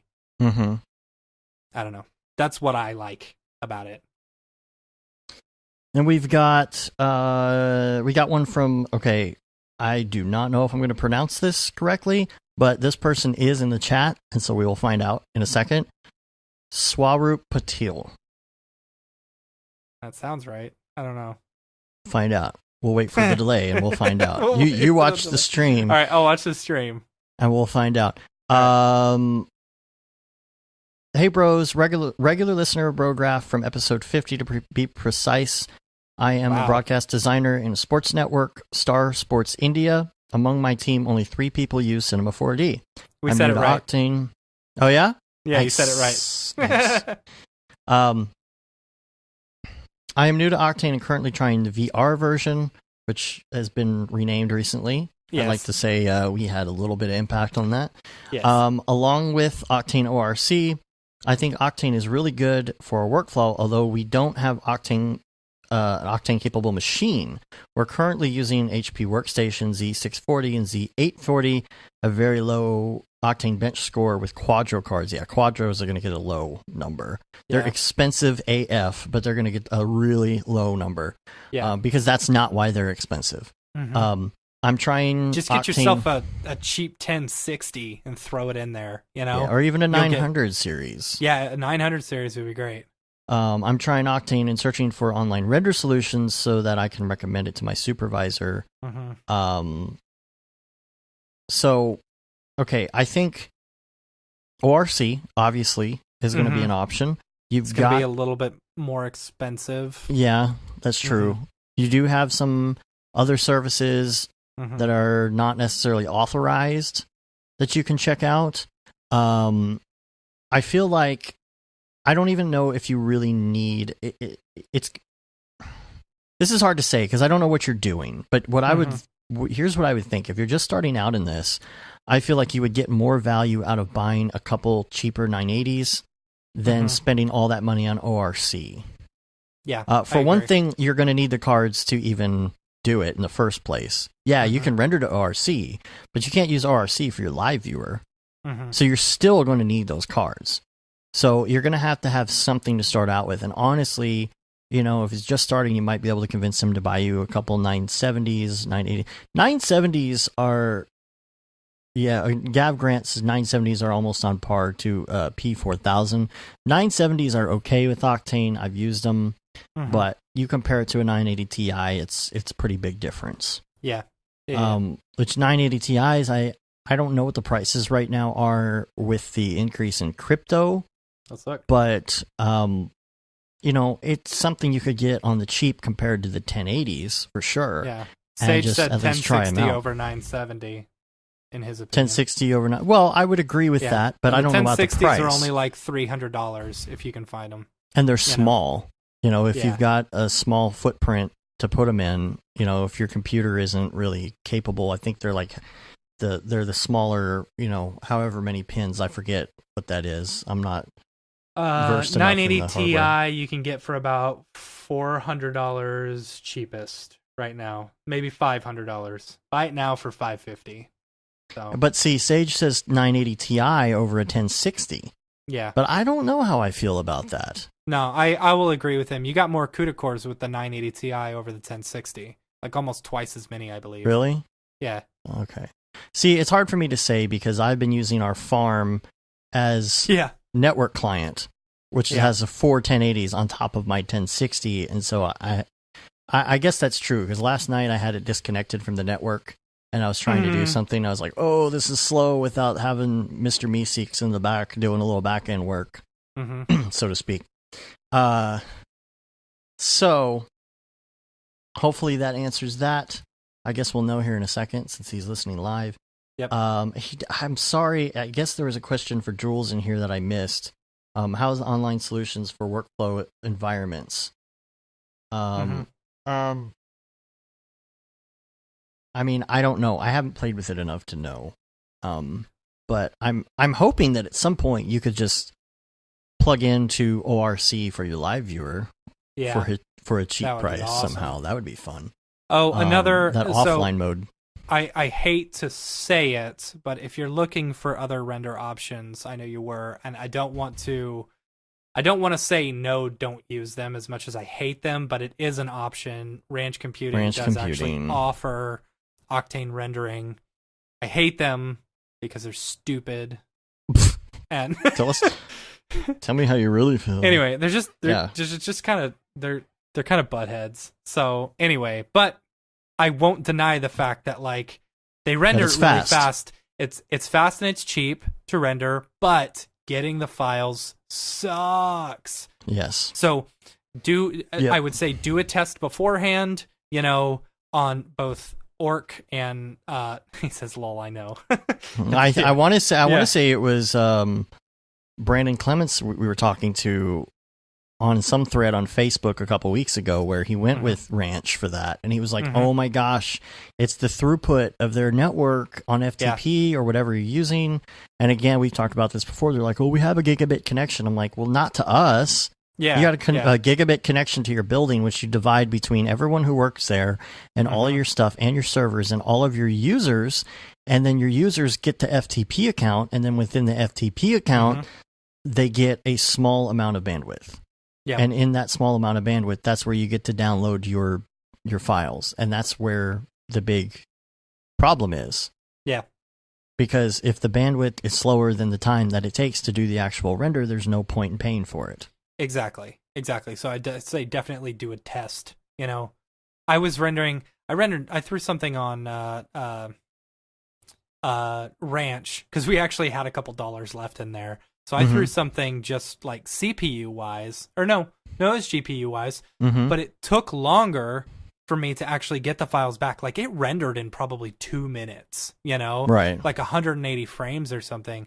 But it took me longer to get the files back than if I had just rendered it myself. Like an hour or something, right? Yeah, it was ridiculous. It was so stupid. And it's worse if you have EXRs, which is in contrast to that, it did give me the ability to continue working. Right. Which is the positive thing. It's all these things you gotta look in. But the download speeds just suck. Come on, Ranch Computing, get with the program. Yeah. Like, you would be such a good resource if your download speeds were better and, your customer service wasn't but. Yeah, exactly. Yeah. All right. Let's move on. Ryan said, can you give some insight into your script writing process? Do you write in-house, hire freelance writers, or a mix of both? Thanks for all you do. Ri-Fi. We do. It depends on what the client wants. A good majority of the time, the client comes to us and says, hey, we've got this script, or we need this done. We've got the outline. Sometimes they're going through another service or another, a middleman who's doing all that work, and then they're just hiring us out to do all the work. It has also happened where they're like, hey, we want you to handle all the creative, and actually write the script. Like we shot and edited and did the graphics and everything for a couple of commercials that we actually did the entire thing. I'll normally mull it over for a day or two to kind of come up with a good concept or something, like when we were doing the Christmas one, I thought about that for probably a week or two, and then Dave and I kind of went back and forth on Skype about some funny things that we'd like to see, and then it actually, like the original ending to that the Christmas card was just going to be a throwaway. It was going to be like, let's just give them all iPhones. Okay, iPhones, yeah, So, but then one day I was driving and I was like, oh man, it'd be hilarious to do an animated Christmas card, because it's like we're copping out of this entire thing, right? And it turned it into a good joke. So right. I don't know, it's that was the joke. That was the joke. So yeah. And sometimes we do kind of this mix thing where clients will actually do the writing. Yeah. And then they'll send it to us and be like, okay, what we want this, but can you clean it up? So this is in between, like, collaborative writing that way. But honestly, like, first of all, you should be charging for writing if you're not already. But it really depends. There's a lot of times that I feel like it's better if the client writes what they want. And it's usually because if a client is very well versed in their own technology, in their own process, in their own company, they're going to write a lot better. I've written some stuff for some projects before that I just did not know. Like, this was a guy years ago who designed software for sales, for doing sales, you know, like a Salesforce.com, .net type tool or whatever it is. And all these features he had were just, I'm like, I don't know what this is or how to sell it, and I can't even Google it. I don't even know what this does, and it's so hard. And I asked you to explain it, and you can't explain it to me, so how am I supposed to explain it to someone else? Like, if somebody with that kind of software wrote it themselves, it would be a lot easier for them to do than me, who doesn't know anything about it. Now, if it's creative writing, that's a different story. Yeah. Now, technical writing, like actual, you know, technical writing and stuff like that. Previous place that I worked, we had actual technical writers on staff. But the biggest thing is they would get the decks from the client, from the original client, that would give all the information. It was when we were working for Samsung. You know, we would get the decks from Samsung, you know, talking about the entire product and stuff like that, and they would tell us what kind of things that they want to include. So then they were able to go through and do the actual work and figure out how it worked and how it, you know, interacted and stuff, and then they were able to write specifically for that. Yeah. Technical writing is a whole nother beast. Yeah. No. Hopefully that covers it, I guess. Let's go to Matt Gerard. I think this is our last question. Which actually, just to pause real quick, because I'm like super excited about this. So I mentioned this a few weeks ago about my Logitech. I got the Logitech Power Play and the G703. You know, and I hated them. I absolutely hated them. They were being total buttheads to me, you know, and just wasn't working well. Well, I did a little bit of research because it was like super laggy. And turns out that I just needed to make a few adjustments. Now this thing is smooth as butter.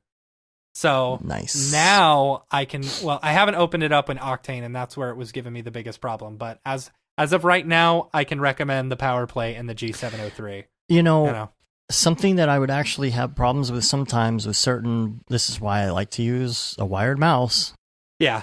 Is that sometimes the GPU powering up big time interferes with the frequency of the Bluetooth.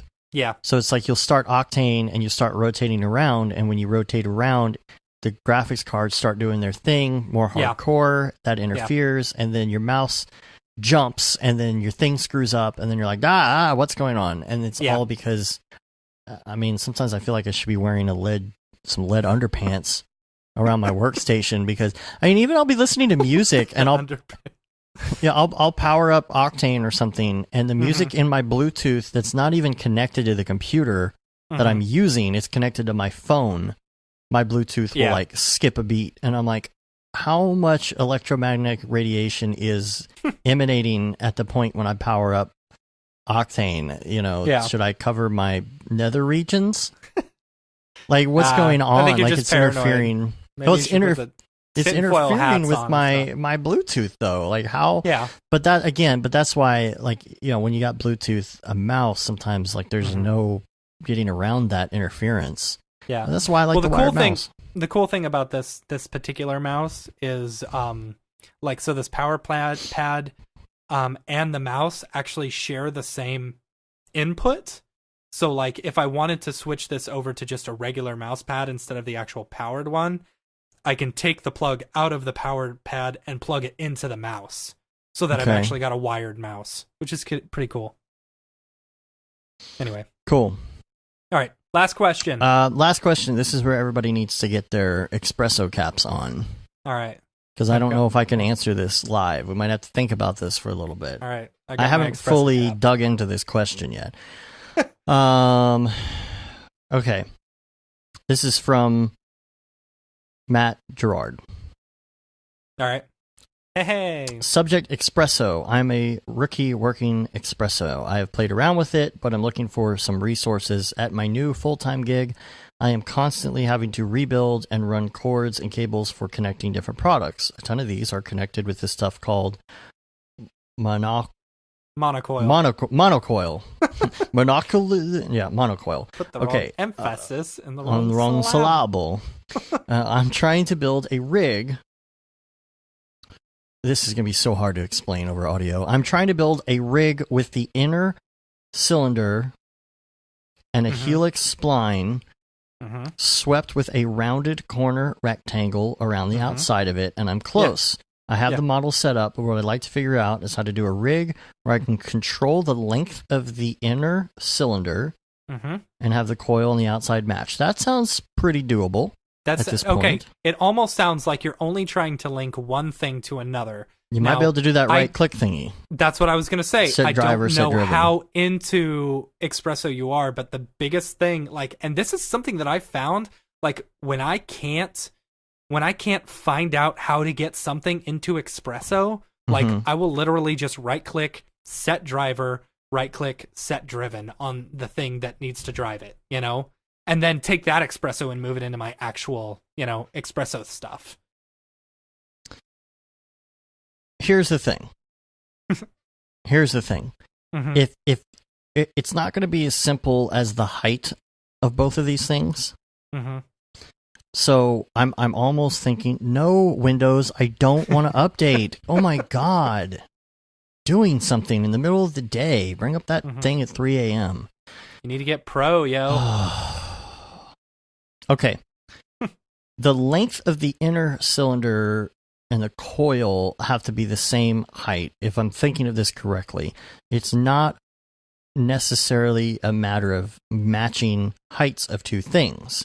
So what you have to do is figure out how many points or inches or centimeters does the coil have to wind in order to equal 1 unit of measurement of height. The way that you would do that is with a range mapper. Yeah. So you would figure out, if let's say you're doing the coil, and if you go from there's some sort of math involved in this for the coil, where it'd be let's say it's 2.5 inches of coil equals 1 inch vertical of your cylinder. You would do a range mapper that maps every inch to 2.5 inches. Okay, and then that is very confusing the way you're saying it. Okay, let me just say what a range mapper is first, right? Okay. First, a range mapper in the Espresso is you can take the range of a high, one low thing, high low, the high and the low of one thing, and change it to a different high and low of another thing.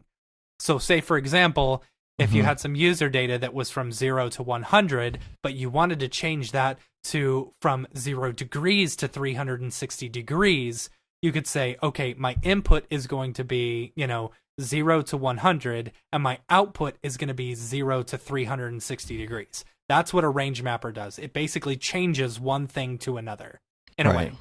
Okay, so now that you got that, yes, Dave is right as far as, you'd use a range mapper, but I think you'd also have to use some sort of a math node in there to calculate the exact amount. I don't know, because with helixes, it's not about height. It's about percentage. How many rotations and, how many degrees and heights. Well, if you have a maximum for everything, you could do it that way. So you could say 0 to 100, 0 to 100% equals 0 to 40 inches of height on the cylinder. Now, if it's a cylinder that is parametric, you got to realize that's going from the center out. So that's going to be you're going to have to do a divide by 2 thing.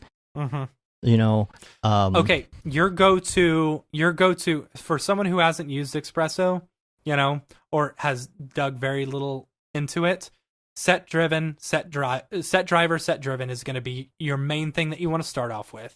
A lot of times it puts a range mapper in automatically. Exactly. Yeah. Okay. So what else? What else are some good nodes? Let's go that instead of trying to figure out the actual problem, or how to solve it. Some good nodes that you could use. Range mapper. That's a good one. The math node would be another great one. You're going to learn. Use math all the time. If you don't know about user data, like that was one thing that completely changed my world when it came to Espresso.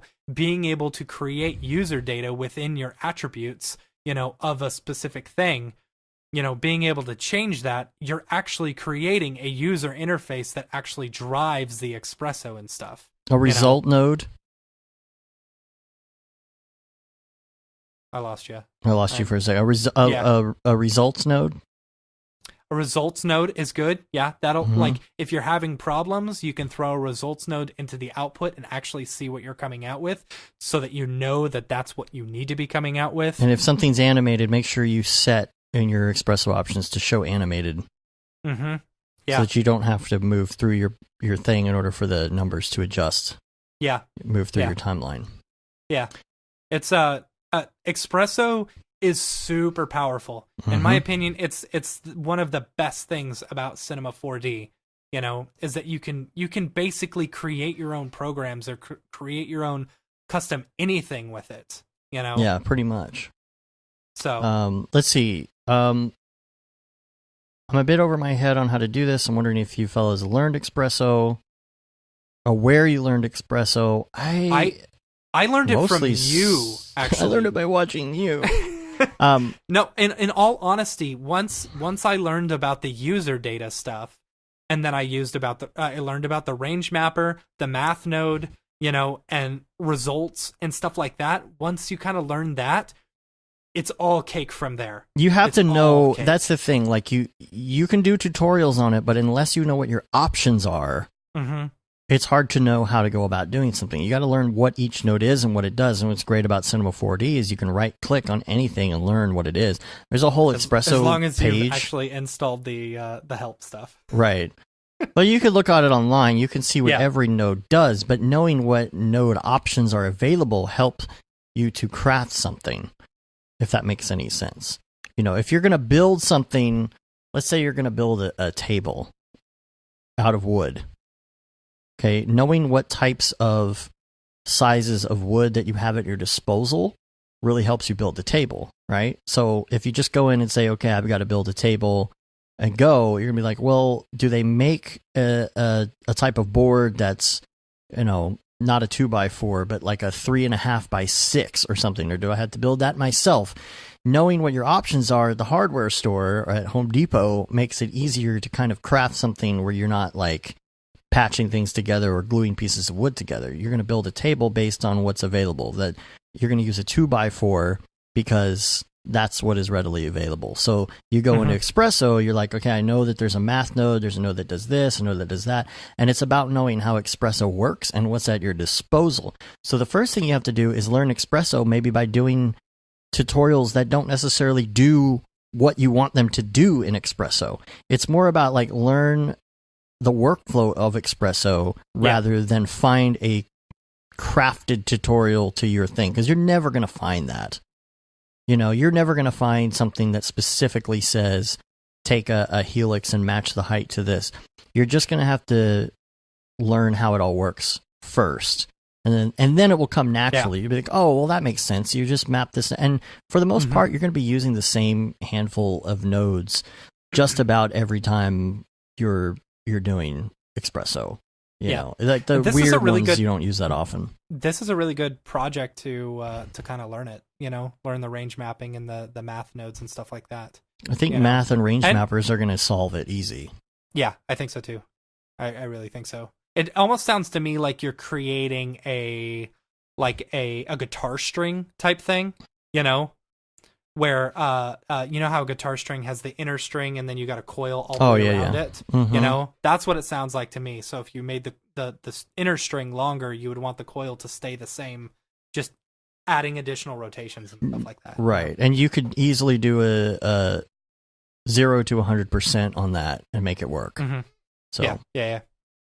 All right. Cool. Thanks, guys. Your plugins are a lifesaver for me when I was using Octane. Unfortunately, now I'm on a full-time with a shop that uses Keyshot for rendering. Ugh. I'm sitting on a copy of Keyshot creates good stuff. I'm sitting on a copy of Octane that I haven't touched in over a year. Anyone interested? Same for a copy of Cinema 4D since they bought me Studio here. Anyway, depends on how much you want to sell it for. Yeah. I got a third computer I could use it on now. Anyway, I can send you what I have so far if you're interested in taking a peek. Pretty simple setup, just looking for satisfaction of making a tool that will make my life easier later. Totally, I get that. And that's for Matt. Thank you. Yeah. Thank you. Thank you. Thank you. Thank you. Well, I think that covers it, yo. I thought that was going to be a short show. I was kind of worried there for a second. Now it's always going to be a short show. It's going to be a short show now, even though it's already 2.5 hours almost. Yeah, I know. So thank you guys so much who showed up on the chat today. Man, I really like this. Is this going to be a normal thing now? Oh, I hope so. Are we doing Mondays now, like during the day, or how are we doing this? I don't know. We'll have to think about that because Sunday nights are great, but like Sunday nights are great, but we're not sure about how many people will be able to get to watch it from 9 to midnight. Yeah, live. Like Mondays are good, but we're gonna have to block it off every week, and or just play it by ear. Behind. Yeah, we'll play it. We'll play it by ear. Yeah. It's pretty good, I guess. Pretty good, I guess. All right. Cool. Tokyo Megaplex says, good show, guys. Thanks. Jago Design, thank you so much. Gav Grant, thank you so much. Ryan, Tokyo Megaplex. Pretty good, I guess. Swarut Patil, thank you so much. Gav Grant, I don't know if we said your name. Who else? All the Grants. Cinema 4D Tutorials SV, thanks. All the Grants. All Rick the Bogus. Grants. All the great Grants. And Rick Bogus. Yeah. Hopefully we'll see you at NAB, Rick Bogus. Yeah, we were actually just talking about that, whether we were going to see you at the Media Motion Ball. Totes. Or not. So you can rate us on iTunes, leave a review. Also subscribe to the show if you're just listening on YouTube. Get your podcatcher of choice in there, especially if you're going to log in on iTunes. Help get our ratings up with your review, your ratings, your subscription numbers. You can sign up for our newsletter, which we haven't sent out in a long time, but you can sign up for it. Yeah, we're about to send one out. Well, we're going to send one out for DFW C4D. Mm-hmm. And let's see. You can say you've been there, done there. I screwed it up. Been there, done that. Got the T-shirt with the no Brograph, no Mograph tee. The Gatney Simone limited edition. You better hurry up and get that. Super limited. Oh man. Make sure you get that. We need to have something else out before NAB if we have time. Yeah, dude, render things. All you got to do is turn it red, literally, right now, and submit it. Sweatshirt, I know. Just do it right now. I want to do the hoodie. And then you got the Paul Babb Feel the Bab 2020 shirt. Yeah. Profits from that go to Doctors Without Borders. If you're going to NAB, get your picture taken with Paul Babb, with your Paul Babb 2020 shirt. Maybe we can convince him to make a run for it. To make a run for it? Yeah, for 2020. Oh, yeah, totally. President.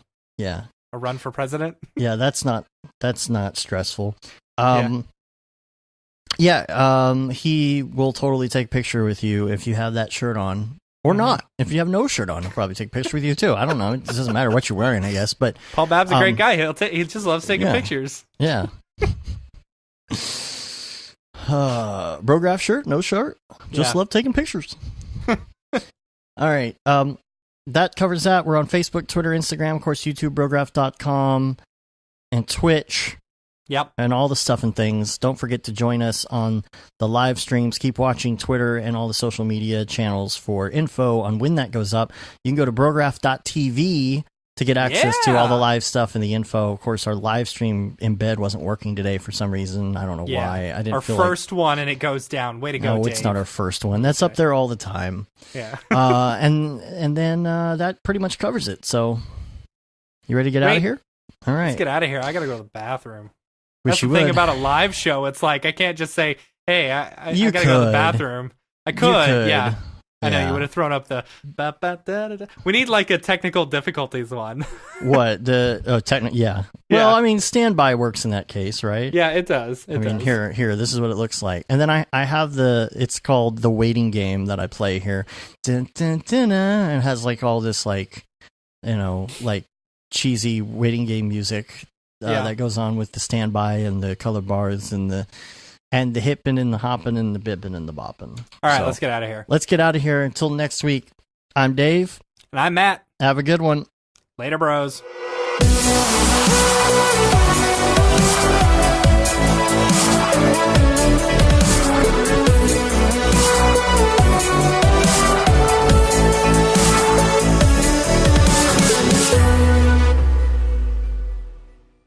pretty good, I guess.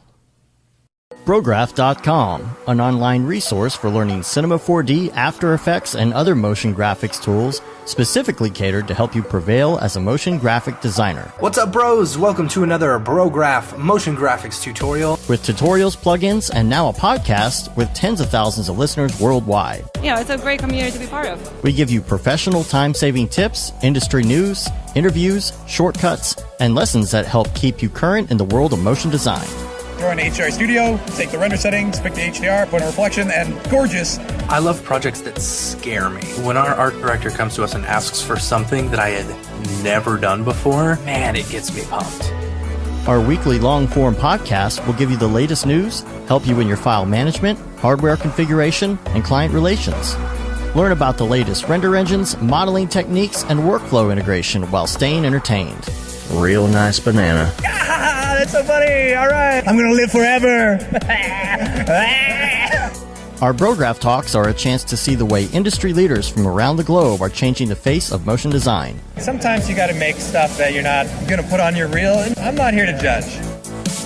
The podcasts and talks include people like Beeple, Barton Damer, Nick Campbell, Andrew Kramer, David Ariev, Chad Ashley, Paul Babb, EJ Hassenfrost, Mitch Myers, Chris Schmidt, Jules Urbach, Cornelius Dammert, David Brodeur, Andy Needham, Caitlin Kaju, Zubair Parker, Noseman, Ryan Bean, Casey Hupke, Nick Lyons, Sage, Joey Korenman, Jeremy Cox, Rick Barrett, John Dickinson, Matthias Omatola, Patrick Goski, Brandon Clements, Steve Teeple, Tom Glimpse, Patrick Lundstrom, Julia Simone, Devin Coe, Al Heck, and even Deadmau5. You get that render done. Yeah, you better frame what? Our Brograph breakdowns go behind the projects and give you an insight on what it's like to manage and maintain your own personal business or work for a large company. Join us for live sessions, check out our useful plugins, watch time-lapse projects, interact with us, and send us email questions and topic ideas. Or just hit the Rando Render button and do an imaginative daily that'll keep you on your toes. Take all your dreams and let's do it! Subscribe today and get automatic updates on the latest tutorials, tricks, tips, and inspiration brought to you by industry professionals Dave Koss and Matt Milstead. We don't care how you get here, folks. Just get here. Subscribe now to Brograph Tutorials.